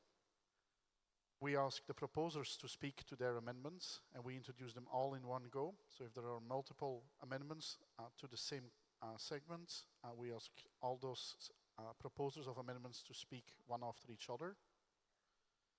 Subsequently, we'll open the floor for all delegations who wish to speak to the amendments, and then we move the amendments to a vote. In many cases, we'll take a simultaneous vote in the interest of moving things forward, so you will see multiple votes popping up on your screen. We'll inform you accordingly when that happens and give you extra time so you have sufficient space to consider your decisions. Once all the amendments are voted, we move back to the main motion as amended, or as not amended, dependent on the outcome of the vote. We take any final comments from delegations and leave the last word to the proposer of the main motion, if they wish so. And then we vote on the main amendments, on the main motion as amended and done. And then we do that again and again and again and again and again. And we take some breaks in between. So, if you wish to speak on the next slides, you need to get added to our speakers list. To do that, there are two options depending where you find yourself physically in the world. If you are here in the room with me, then you need to raise your country card. One of our plenary team volunteers will approach you and they will confirm your country is added to the speakers list. If you are online on our attendee hub, raise your virtual hand, wait for confirmation of our team that you are added to the speaker list, and get the necessary guidance. If you are here in the room, please, in the interest of our Wi-Fi bandwidth, please do not join the attendee hub or live stream in any way. So when you get eventually invited to speak, the chair will invite your delegation and will say Belgium or World Scout Committee, the floor is yours. So please make sure you stand up. The camera will find you if you stand up, don't need to worry. You take the mic, you introduce yourself with your name and country. Introduce the language in which you are going to speak. So I'm David, I'm from Belgium, and I will speak in English. Je vais parler en français, or Spanish, or Arabic. Please be brief and concise, no more than 3 minutes. And at the end, please give our mic back. If you are online, same, but 2 additional elements. The chair will inform you that our team is bringing you on the screen. So activate your video and unmute yourself. Unmute. And once the conference sees you, we see you here on the screen. The chair will indicate so, and you can start speaking. So hi, David from Belgium. We see you on the screen. You can start speaking. Finally, on the number of votes, we're still 170 as of today. So 170 is the number you will see in the e-voting system as the total number of member organizations with the right to vote. Any questions on the procedure of today's session?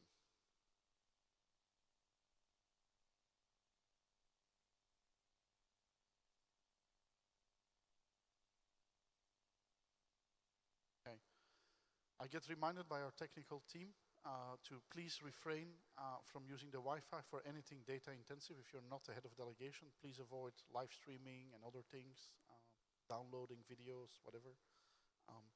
And if you're not yet online and you're the head of delegation, please go to vote.scout.org. I think back to you, Edgar. Thank you, David. This is also a reminder to those who are following us online, delegations that are following us online. If you're experiencing any challenge coming into the voting system, remember to use the help desk feature so that you can be assisted into the system. We would like as many of delegations as possible that are willing to vote to cast their vote, and this is the time to do that. Thank you. Conference, we will now watch a presentation explaining the type of vote and how to cast your vote on the system.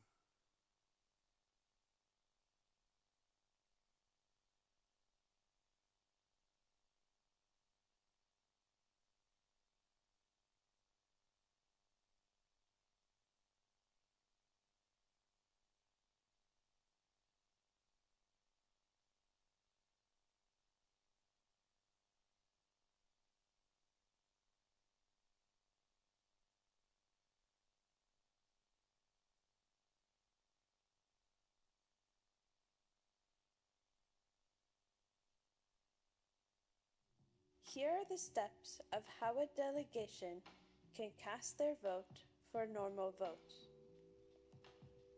Log in to the e-voting system and navigate to the desired event to get ready to cast your vote. When a vote is activated, it will show on the left side of the screen under the active vote header. It will include the progress bar, the timer, and the voter turnout. As quorum is determined at the beginning of the event, the voter turnout serves as an indication of those delegations that decide to practice their right to vote. Click on the active vote. The details of the selected vote will appear on the right side of your screen. As this is a simple motion vote, your vote options are in favor, against, and abstain. Select your desired vote option to cast all your votes. If you wish to split your vote, click on the Split Vote button to enable the function. Then allocate all your votes accordingly across the desired vote option. Depending on the size of your screen, the split vote will appear as a drop-down, selection, or row with easy select option.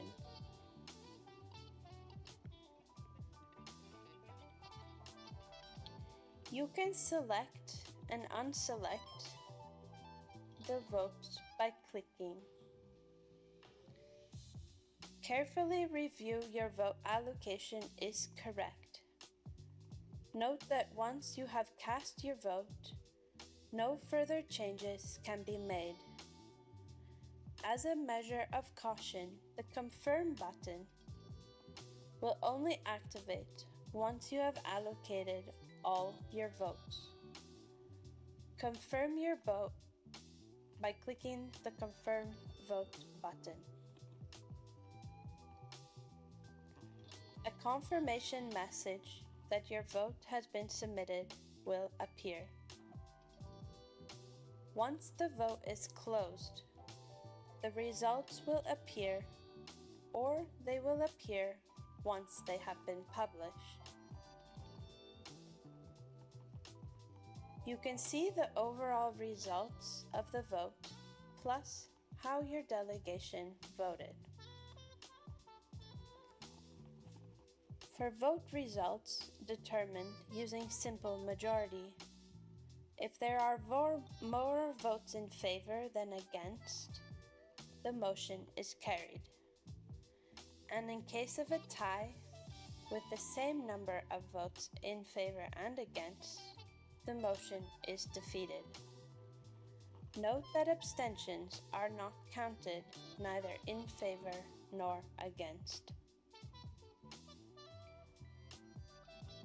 For vote results determined using 2/3 majority, if more than 2/3 of the votes are in favor, the motion is carried. And if a motion acquires exactly 2/3 of the votes in favor, it is carried as well. Note that abstentions are not counted, neither in favor nor against.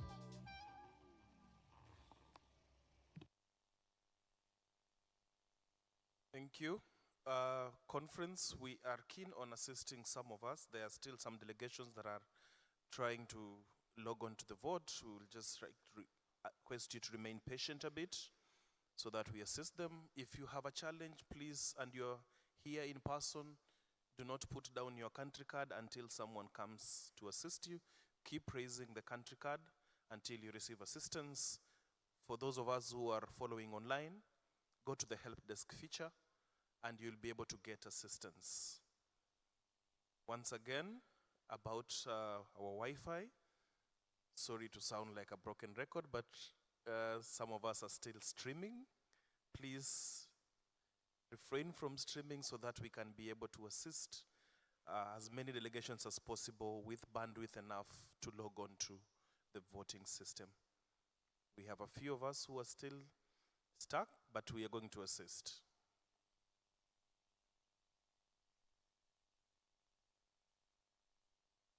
A reminder that these proposals we will consider today will be declared carried by simple majority of the votes cast. The motion is defeated if the voting result falls short of the requirements we just laid out above. To make sure everything is ready with the voting session, I will just check in with the voting team to see that everything is in order.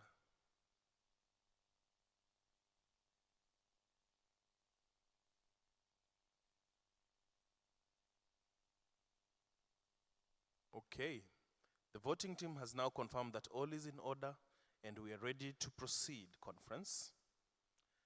David, the first draft resolution in the report 2024-A, registration of member organizations. Can you briefly walk us through this one? Sure. Let's put the live document on the screen and let's go to 2024-A. There we go. And as you see, we'll get the things on the screen and will only proceed when you can all see the resolution or exactly what we are talking about. As you might imagine, this is a technically difficult session for our production team to pull together, so if we have a glitch, we'll just wait a bit until we get everything right, so you always know what we are discussing. So, Draft Resolution 2024A. Each set of World Scout Conference resolutions starts with formally noting the changes in WSM's membership. You see them listed here, and those are of course the 4 national Scout organizations that we welcomed formally in our first session already 6 days ago. You also note the bullet point that records the World Scout Committee's decision to phase out the Eurasia Scout region and subsequently adjust the geographical boundaries of the European and Asia-Pacific Scout region. Again, this is added for historical record. No vote is required here since the decisions have already been taken as noted in the dates that are referred in the resolution. Back to you, Edgar. Thank you, David. It's good that we're keeping our history books up to date. Now, conference, let's get down to business. Amal, over to you. Thank you, Edgar. Conference, we will now consider the draft resolution relating to the strategy for Scouting 2024C, as you can see now in the screen.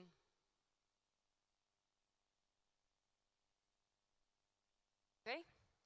I now invite the World Scout Committee member to speak to their proposal. We welcome Yo Demand from the World Scout Committee. Yo, you have the floor. Can we have a mic for Yo, please? I think it's right behind you. Yes, please. Good morning, everyone. So, I hope that by now you all are familiar with this new strategy for Scouting. Otherwise, we might have a bit of an issue. So before we begin voting, I just would like to say a few things and remind you of the journey that led us here today. Over the course of the past 2.5 years, building on an extensive research on the future of the world, and with the inputs of NSOs, young people, Scouts and non-Scouts, local adult leaders, regional and world-level volunteers and staff, we developed what we believe is a solid, ambitious and forward-looking strategy for Scouting for our movement. I want to put on record my thanks and gratitude to the volunteers and the staff involved from the strategy group, but most importantly to you all for your great inputs and feedback throughout the process over the past couple of months and those 2 years, and the amazing discussions and your wonderful inputs in breakouts during day 2. Your inputs there will still be taken and tabled for the newly elected committee to be taken forward and also shared with the new operational framework so that they can take it into account when moving forward. And with that, I'm very happy and excited to move this resolution. Thank you, Yo. We will now open the floor for general discussions on the proposed strategy for Scouting. Note that we will be moving after this to the discussions onto the amendments proposed on the different statements of the strategy. So please make sure that your comment now specifically tackles the whole strategy for the amendments that will come later in a few minutes. So any general statements, any discussions points on the integrality of the strategy 2024C are now welcome. So please, as you can see now, we have the visual on screen that shows the whole proposed strategy for Scouting for your convenience and as another reminder. Delegates, please keep your country cards raised until one of our team members recognizes you. And if you are joining online, please keep your virtual hand raised until one of our team members reaches out to you. The floor is now open for discussions on the strategy for Scouting, not the amendments, the strategy for Scouting. Waiting to see the speakers list filled. And remember, we will be taking the amendments right away. Please do not wait for other delegations to speak. You can just go ahead, raise your country cards. Our team members will recognize you and then we will take you one by one. So if you wish to take the floor, please now raise your country cards or your virtual hand. All right, with that, I can see the Democratic Republic of Congo joining us in person, wishing to speak. Please make sure to introduce yourself, so your name, remind us of your country, and please be brief and concise. Delegate from Democratic Republic of Congo, the floor is yours. Merci pour la parole. Pascal Mwangala, commissaire international des scouts de RDC. Je suis un peu gêné de prendre la parole parce que je me dis peut-être que je ne comprends pas très bien, mais je préfère que l'on lève bien la nuance qu'il y a entre décision ou une décision prise par les jeunes et la participation des jeunes à la prise de décision. L'originalité de la méthode scout consiste en ce sens que les jeunes se font orienter, éduquer par les adultes, mais tout en étant eux-mêmes au centre, bien sûr, de l'intérêt de leur éducation. Il y a donc une nuance, je peux me tromper, je parle sous le contrôle des Français qui sont ici, parce que ce n'est pas ma langue maternelle, mais décider en tant que tel, c'est-à-dire un jeune qui décide et un jeune qui devrait participer à la prise de décision le concernant, il y a bien une nuance. Alors j'aimerais bien que l'auteur, qui est le comité de la proposition de cet amendement, nous éclaire un peu plus sur la question pour que notre décision ne soit pas biaisée. Merci. Merci beaucoup. Thank you so much. Before handing back to the World Scout Committee, I want to check if there are any other delegates joining in person or online who wish to speak to the strategy draft resolution. Please keep your country cards raised if you wish to speak until one of our volunteers recognizes your delegation.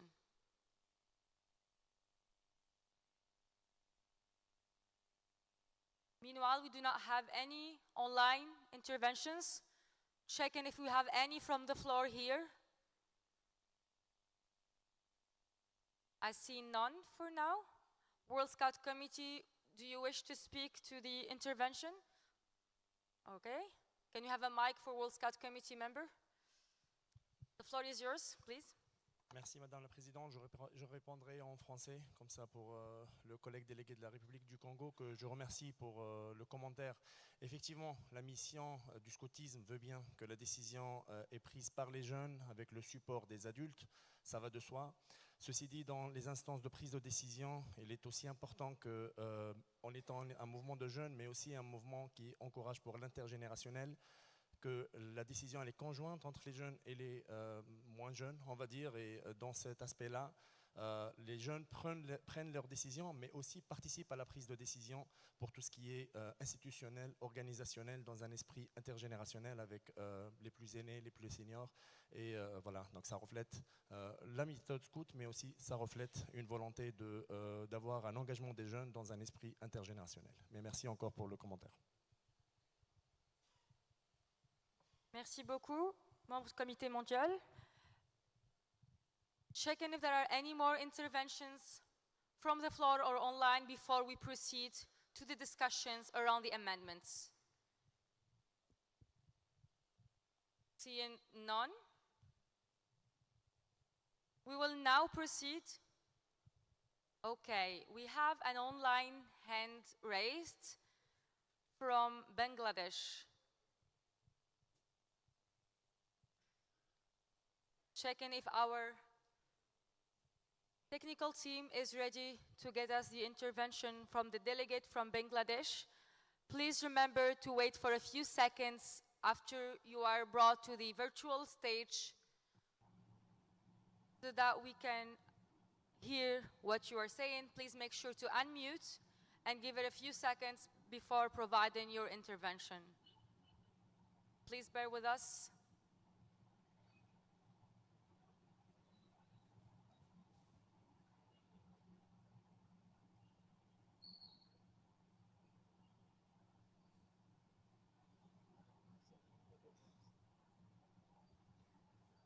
It will be here in a few seconds. Thank you for bearing with us.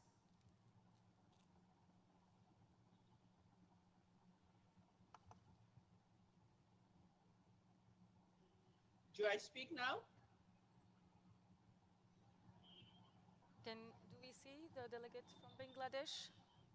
We can hear you. Just give us a couple of seconds as we bring you here with us to the stage.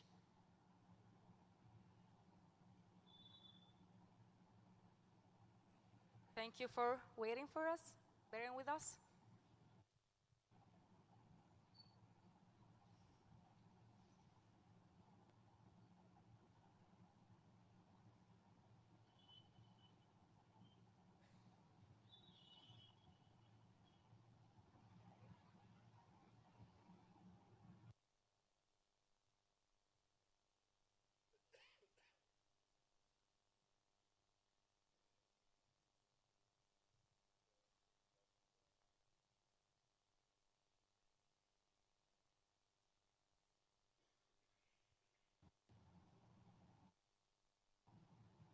How are we doing, production team?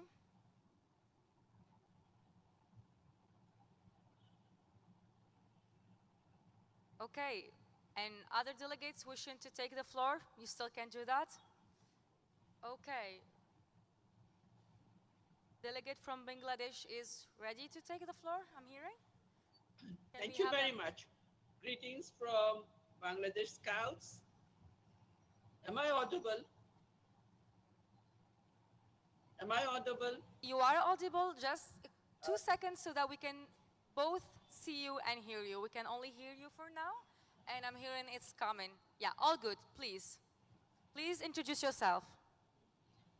I am Najma Shams. I am the immediate past president, vice president of Bangladesh Scouts, immediate past vice president of Bangladesh Scouts, and a nominee as International Commissioner Bangladesh Scouts. I have a small observation. We had the impression when we went through the papers with the forms that the official language will be English. So when people are speaking in other languages, as I have just experienced, I'm not able to follow, and I could not also get the interpretation services. This is all that I have to say, because I could not understand what was said in French. That's all. Thank you very much. Thank you very much. Greetings from Bangladesh to all the participants. Thank you. Thank you, Delegate from Bangladesh. On behalf of the World Scout Bureau, normally you should be able, on the online system, to be able to select any of the 4 languages we use at the World Scout Conference: English, French, Arabic, and Spanish. I appreciate sometimes that technology might struggle a bit. Apologies if that is the case, but we hope that you manage, and our help desk will be in touch with you to provide additional support. Back to you, Madam Chair. Thank you, David. Check in from our teams whether we have any more interventions before we move to the amendments. Seeing none, we will now proceed to consider the amendments on the strategy for scouting. Can we please have the live document back on the screen and position it? Scroll down to the first amendments, Amendment 1 and 2. While we wait, I know that there were no amendments submitted on the vision statement, so we can consider that closed. And the first amendments that we have received, so Amendment 1 and 2, in the Resolutions Committee report, are on the impact statement, A Sustainable World. And given that they are relating to the same topic, we will consider both at the same time for the discussion portion. All right, I see we have both amendments here on the screen. So as a first step, I will invite, respectively, Mexico, the proposal of Amendment 1, to speak first, and then I will immediately invite Portugal to speak to their amendment. Mexico, you have the floor.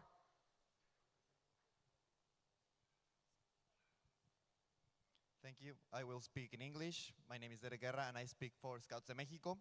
And we want to ensure that the impact statements have a broader effect in the sustainable area. Apart from the climate change, we need to consider also pollution and biodiversity conservation in order to have a wider range of action. The amendment follows the works of the United Nations Environmental Programme and United Nations Framework Convention on Climate Change. This is why Mexico proposes the following amendment in a more holistic, valuable, and broader course of action. Thank you. Thank you, Mexico. Can we have the text back to the screen, please?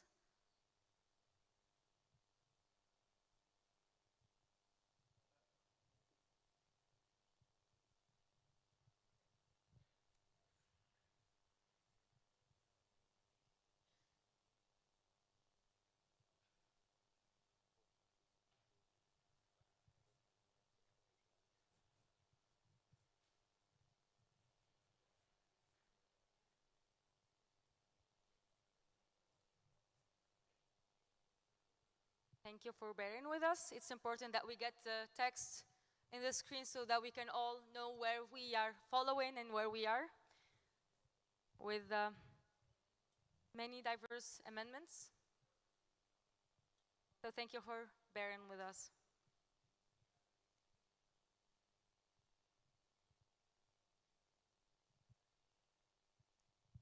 It's gonna come. Yeah, we can see it from here. It's just taken some time to make it to the big screen.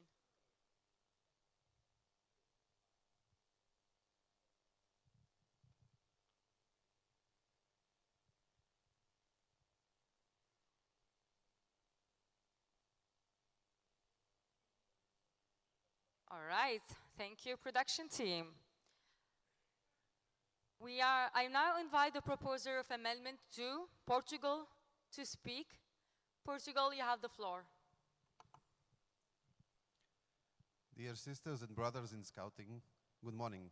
I'm Ivo from the Portuguese delegation to this conference. We start by acknowledging our recognition for the extraordinary work which has been done to put forward this document, including the extensive consultation and contributions gathered from Scouts all over the world. The document addresses 3 impact statements regarding a peaceful and inclusive world, sustainable and also shaped by youth.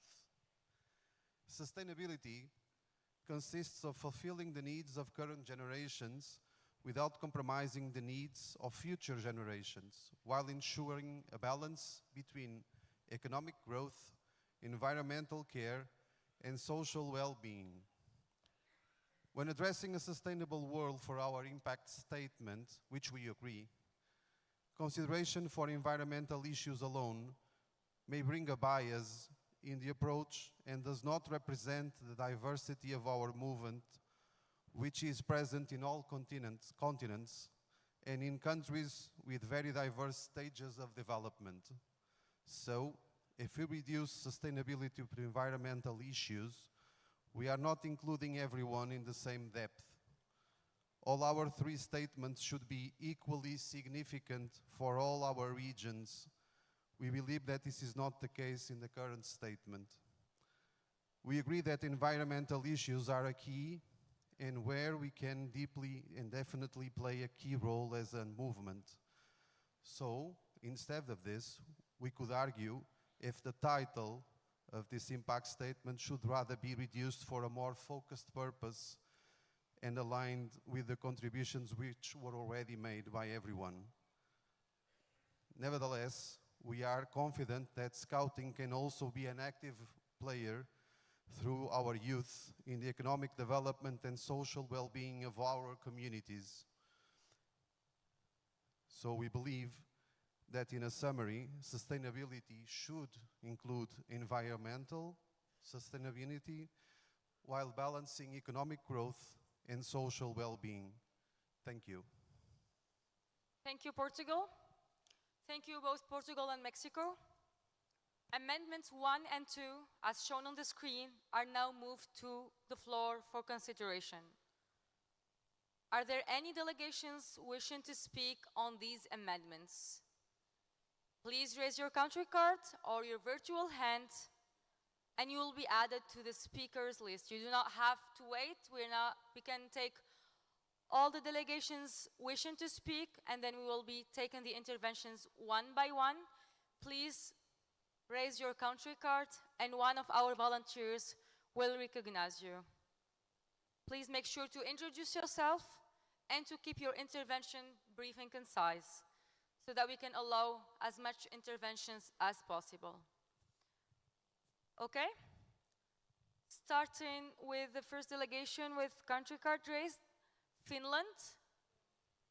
Finland, you have the floor. Please, brief and concise. Thank you. Thank you. My name is Ona and I am from Finland. I will speak in English regarding Amendment 2. Whilst the Guides and Scouts of Finland believe in the importance of economic and social sustainability, we feel adding them to this impact statement makes it lose its focus, which at its core is about environmental sustainability and combating the climate crisis. While preparing for this conference, we engaged with our youth members and they raised their concerns specifically about environmental sustainability. To our understanding, this was also the feeling of the people who participated in the making of the Strategy for Scouting draft. We would like to reiterate the importance of other aspects of sustainability, but we believe that this impact statement should focus on environmental sustainability only. Thank you, Finland. Are there any other delegations wishing to speak to Amendments 1 and 2? Please raise your country card if you wish so. Check in with our production team whether there are any delegations online who wish to take the floor.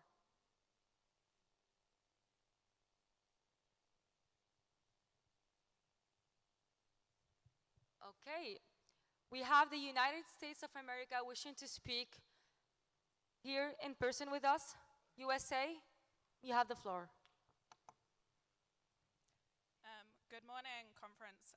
Emily from the USA here. We'd just like to ask a question. If we vote to approve both of these amendments, what will the text look like?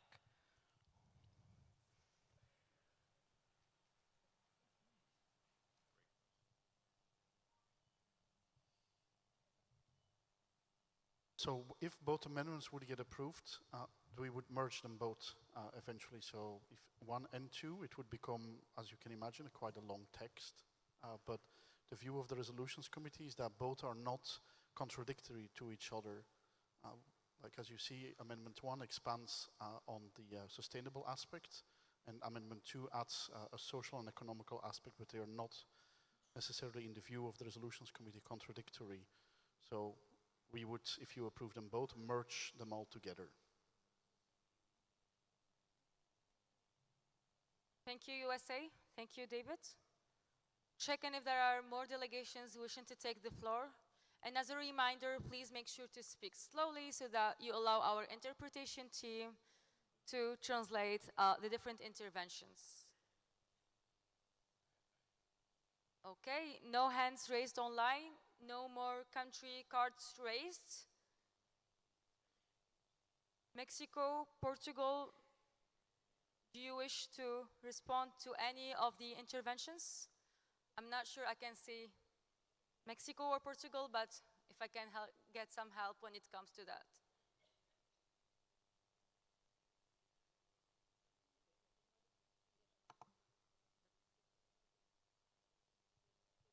World Scout Committee wishing to take the floor, please.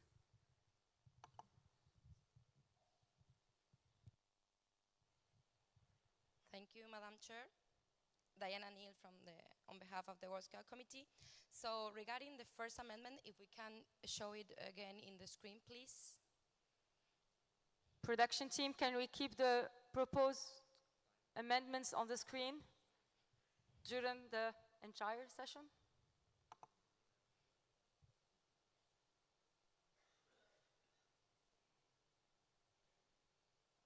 Please bear with us as we enhance the experience here. It's learning by doing, right? It's coming.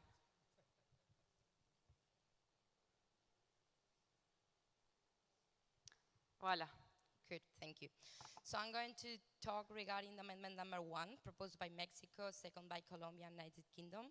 So the World Scout Committee welcomed this amendment to provide more expertise and add a key aspect that should be covering the environment and sustainability.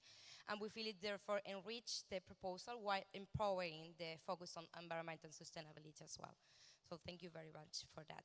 Now we'll pass the floor to Rhys to talk about amendment number 2 on behalf of the World Scout Committee. Thank you. Reese, please. Thank you, Diana. So we would like to share that we appreciate the amendment and position shared. However, we would like to remind conference that A Sustainable World impact statement focused specifically on environmental sustainability. As a result of our extensive research, where the issue of environmental sustainability and climate change was identified as one of the most critical challenges of our times. This environmental dimension of sustainability was also recognized as the dimension that is closest to our DNA as Scouts and where we can actually make and should make a difference.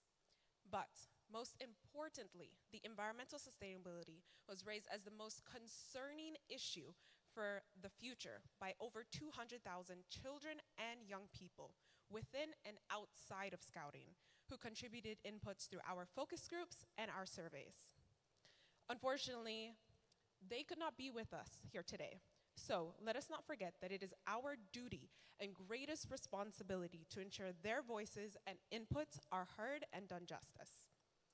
Additionally, we wish to prevent any confusion across statements since the other elements of social sustainability are captured in a peaceful and inclusive world, and financial sustainability was integrated under a fit-for-purpose organization, which is the strategic priority. Please also note that this impact statement takes into account the strategic focus expressed by the previous conference in Resolution 2021-08. We are therefore keen to ensure the necessary targeted focus on environmental sustainability in this impact statement, and so we are not in support of amendment number 2. Thank you. Thank you, World Scout Committee. Can I check once again if Portugal or Mexico wish to take the floor before we proceed to voting? Can I get some support to check if Portugal or Mexico wish to respond? Otherwise, we will proceed to voting.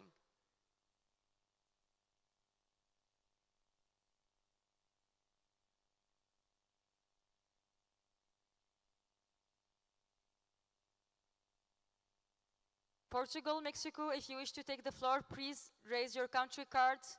Otherwise, we will understand that you do not wish to take the floor again.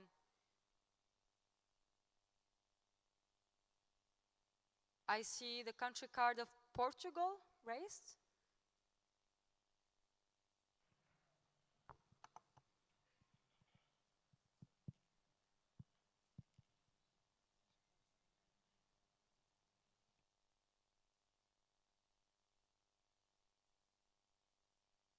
A reminder to keep the intervention brief, please. Portugal, you have the floor. Thank you. We thank for the comment from the World Scout Committee. Our view is that the impact statement number 1 does not include, as it should, the same depth as the impact statement number 3 is including. And we now understand better that probably the heading of impact statement number 3 probably been drafted as environmental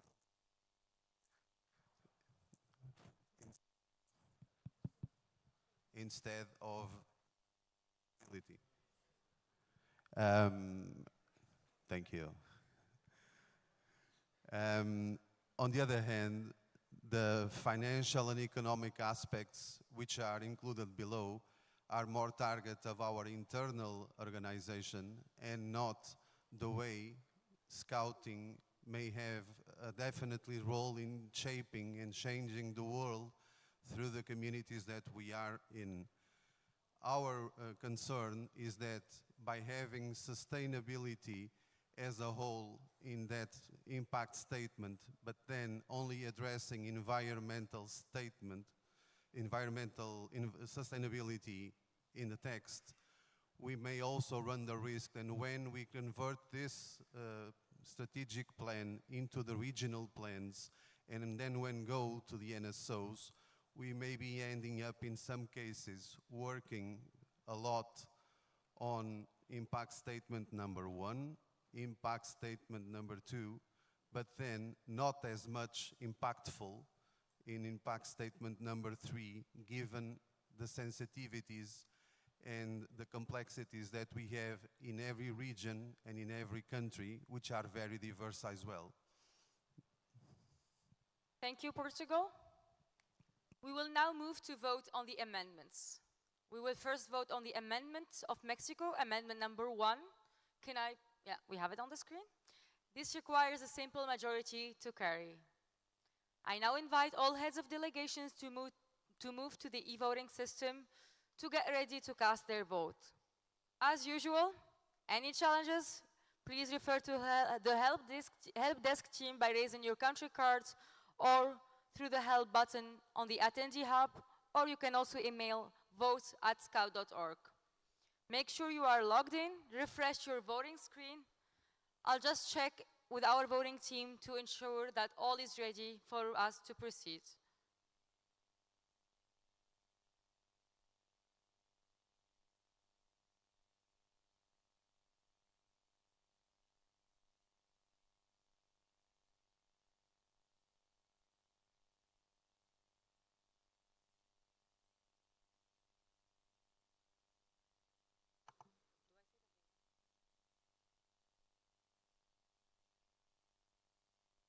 Okay, the voting team can now open the vote on the amendments of Mexico.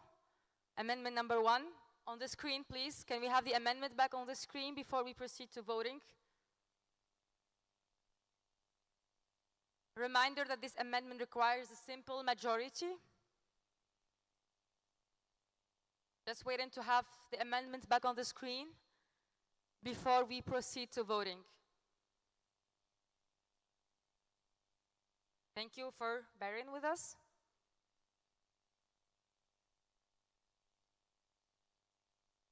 Okay, the votes will open for 7 minutes. With the votes open, delegations can now proceed to vote.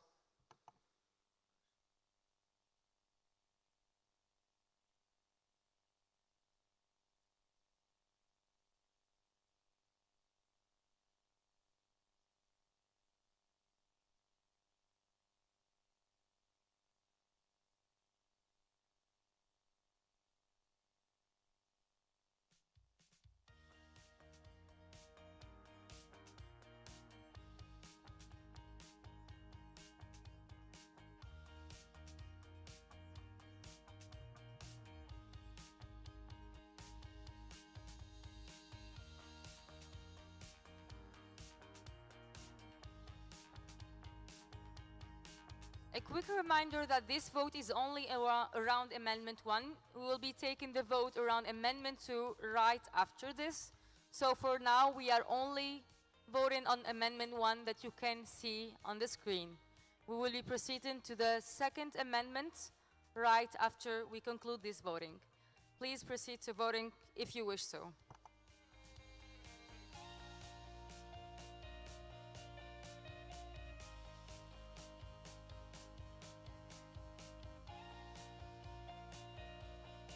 I see some country cards raised. If our support team can assist the delegations with country cards raised, please continue to raise your country cards if you face any issue.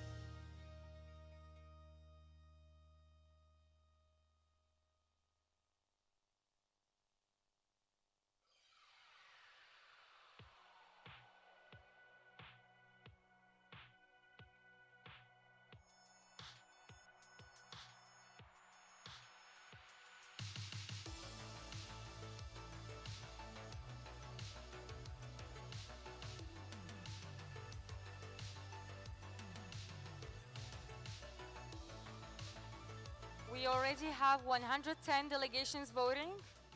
We have 4 minutes left. For delegations wishing to vote, please proceed to voting now. And if you require any support, just raise your country card or the help desk online.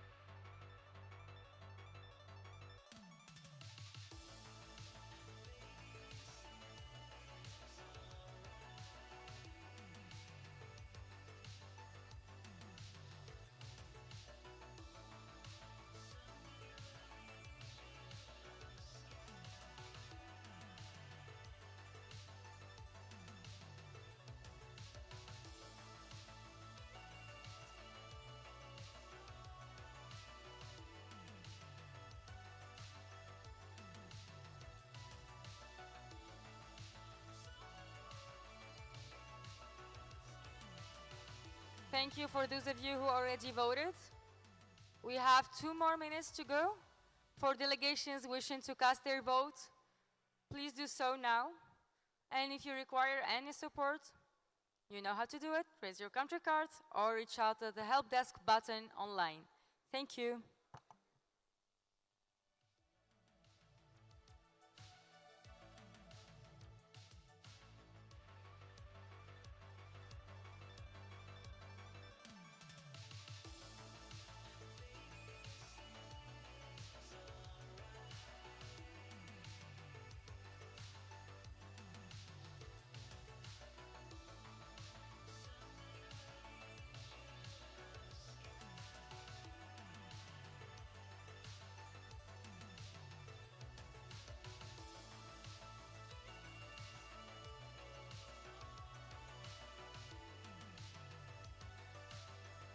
Okay, we have 1 more minute left. And I see that we are getting familiar with the voting system. So we will be reducing our voting time for the next votes for efficiency purposes, unless we get advised otherwise by our voting team or if there are more teams requiring support. So between the other day and today, I think we are getting more familiar with the e-voting system. And for efficiency purposes, we will be reducing voting time for the upcoming votes. 30 seconds left for this one.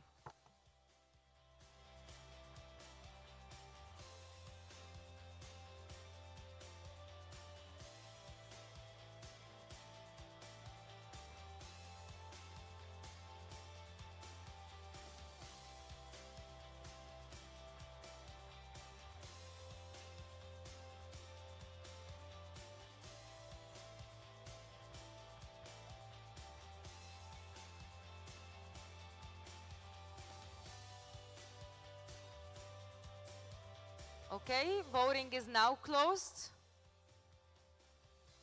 I ask the voting team to publish the results for the Mexico Amendment number 1. Okay. With 602 votes in favor, 150 votes against, and 28 abstentions, the amendment is carried. Can I ask our live editors to update the text as amended on the screen? We will have the text back on the screen with the amended version. Please bear with us as we update the text.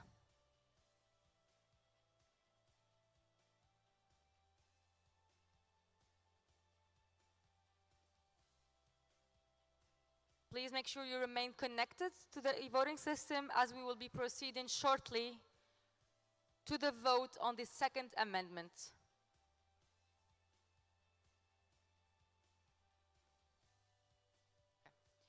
So now we are going to take the amendment of Portugal, amendment number 2, which you can see on the screen. This also requires a simple majority. I now invite all heads of delegation to move to the e-voting system to get ready to cast their votes. Give us a few seconds. Yes, the text is back. Check in with the voting team. Is everything ready for us to proceed to voting?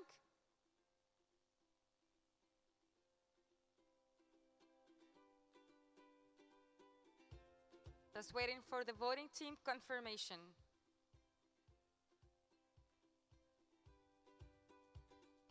We are now looking at Amendment 2, which you can see on the screen, as proposed by Portugal.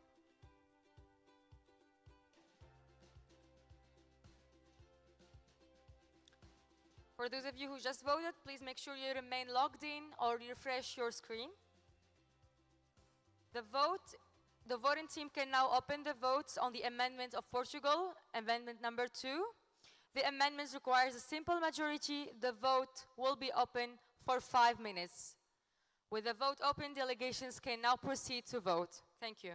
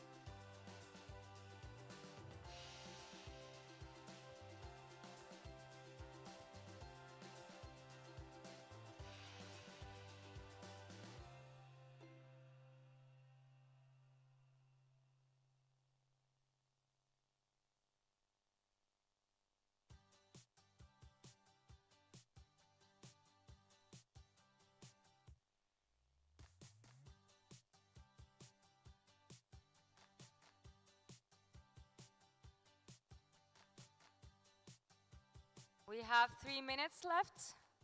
We have 100 delegations who have already voted. Yep.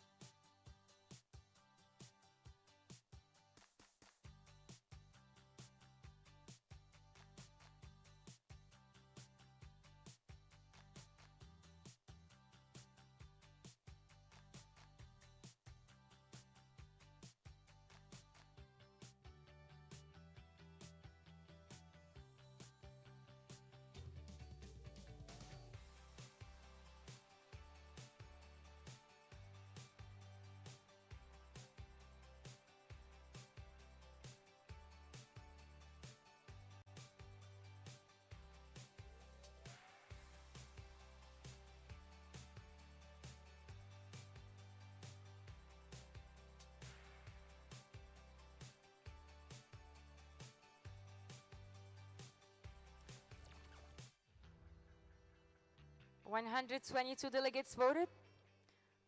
1 minute left. Please proceed to voting now if you wish so.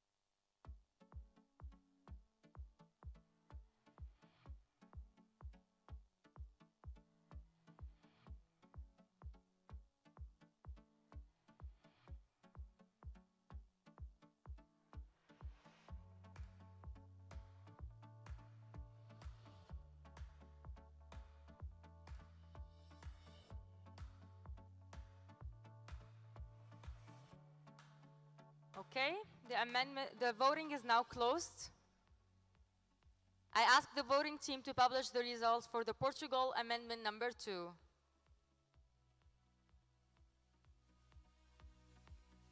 The amendment is carried with 458 votes in favor, 262 votes against, and 42 votes abstained. The amendment is carried. I can now ask our live editors to update the main motion as amended on screen. Let's give it a few seconds, please.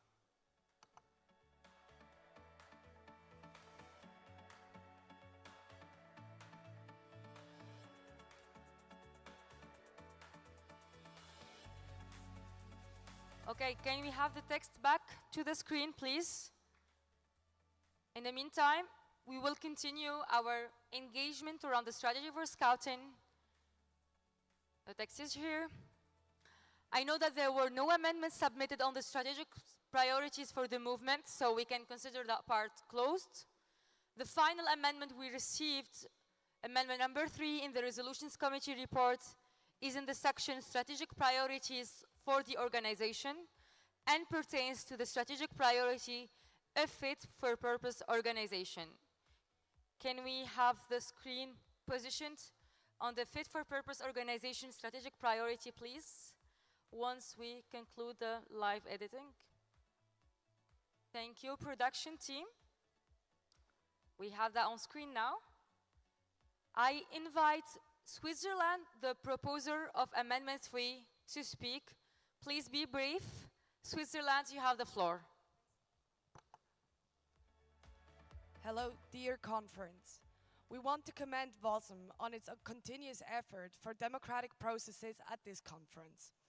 This amendment guarantees that our governance structures continue to represent the diverse voices within our movement, especially those of young people. Scouting has always valued democratic decision-making. The dedication of the World Scout movement to this principle means that we must continually strengthen and adapt our democratic processes. Thank you, Switzerland. Thank you, Switzerland. Amendment 3, as shown on the screen, is now moved to the floor for consideration. Are there any delegations wishing to speak to this amendment? Please raise your country card or your virtual hand if you're joining online.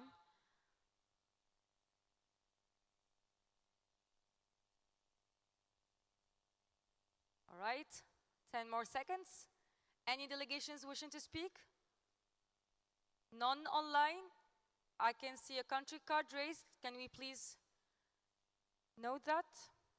Are there any other delegations wishing to speak to the Amendment 3 as proposed by Switzerland?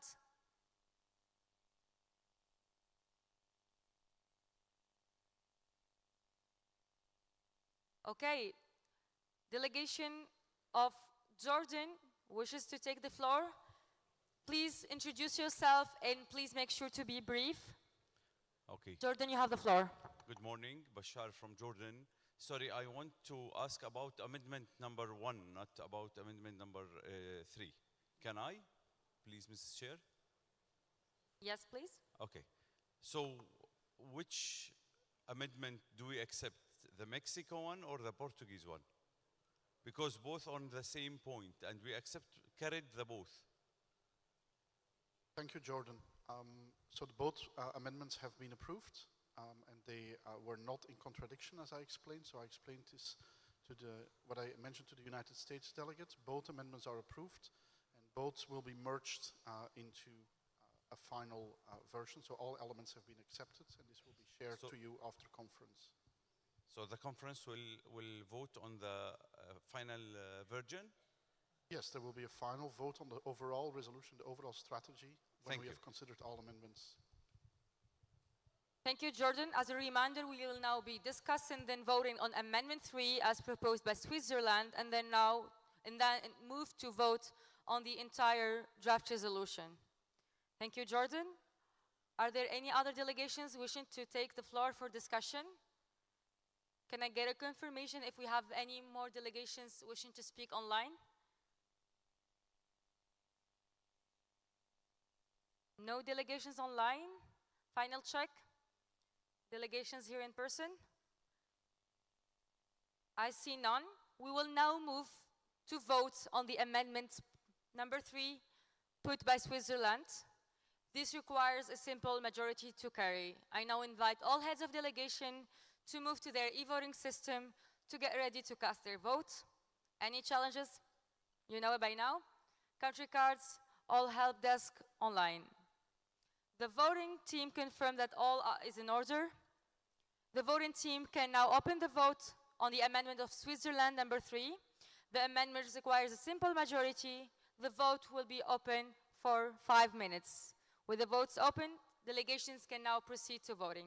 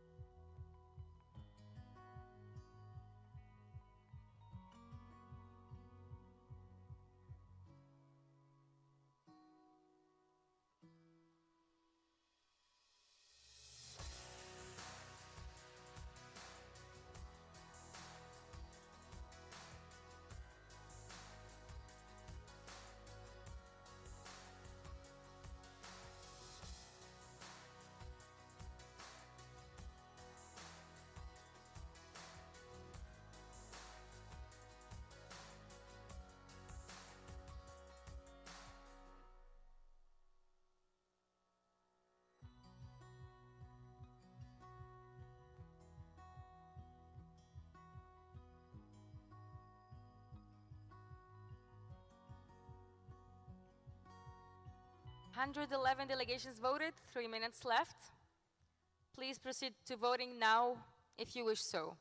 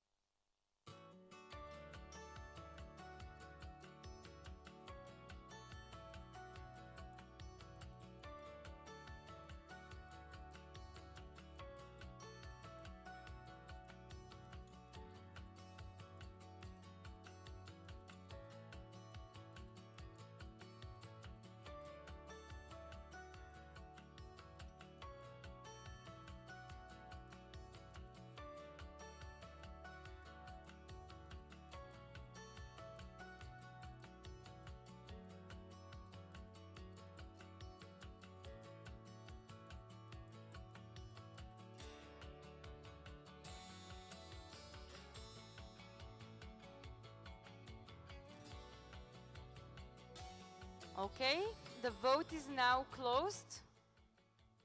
I ask the voting team to publish the results for the Switzerland Amendment number 3.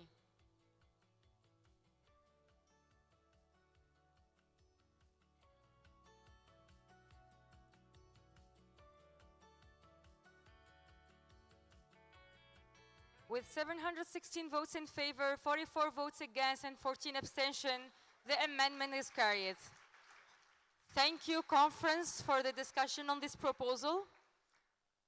Let us wait for our live editors to update the text as amended on screen.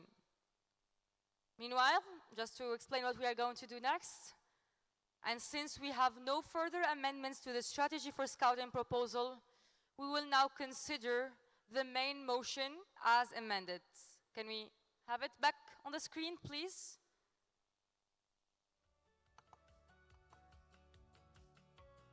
(2024C).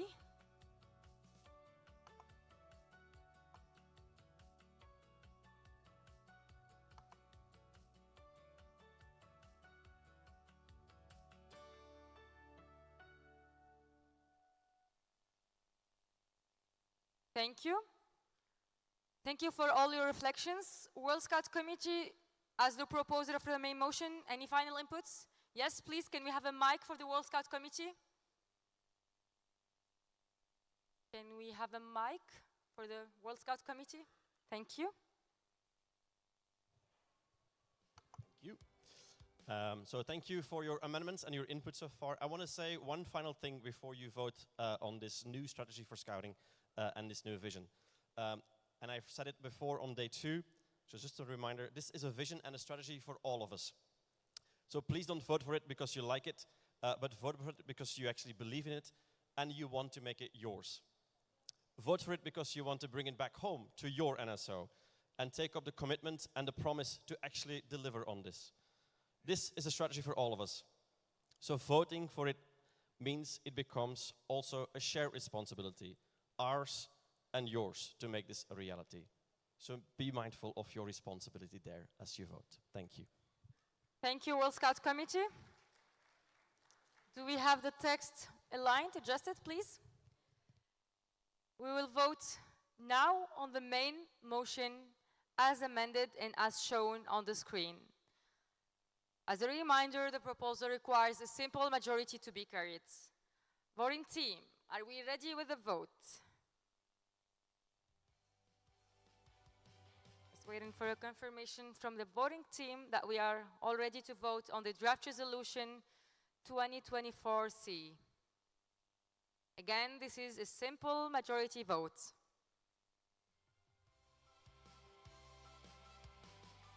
Okay, the vote is ready. The vote will be open for 3 minutes. With the vote open, delegations can now proceed to vote. Thank you.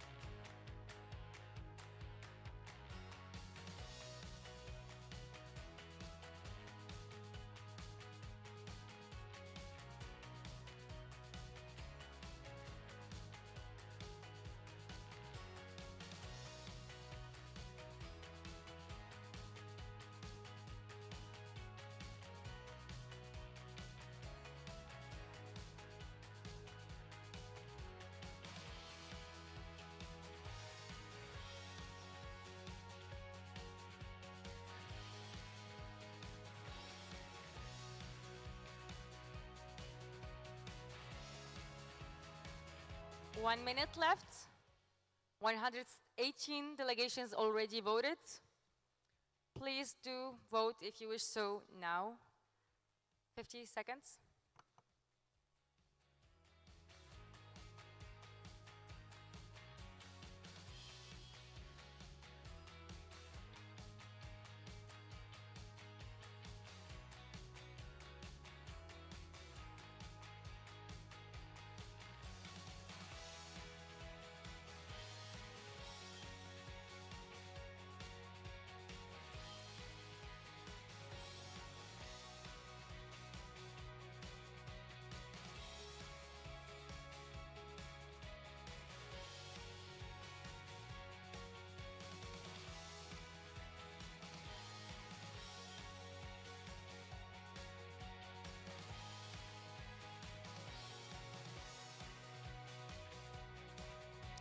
Okay, voting is now closed. I ask the voting team to publish the results for Draft Resolution 2024C, Strategy for Scouting. Okay, with 780 votes in favor, 0 against, and 0 abstentions, Conference, we have a new strategy for Scouting for the next decade. Thank you, everyone.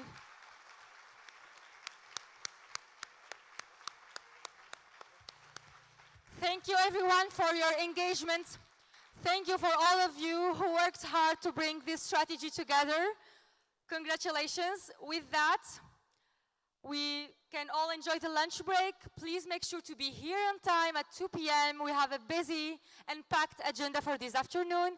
Make sure to get hydrated, to bring your filled bottles of water, to stretch, because we're going to have a very interesting session this afternoon. Thank you, everyone. See you at 2 p.m.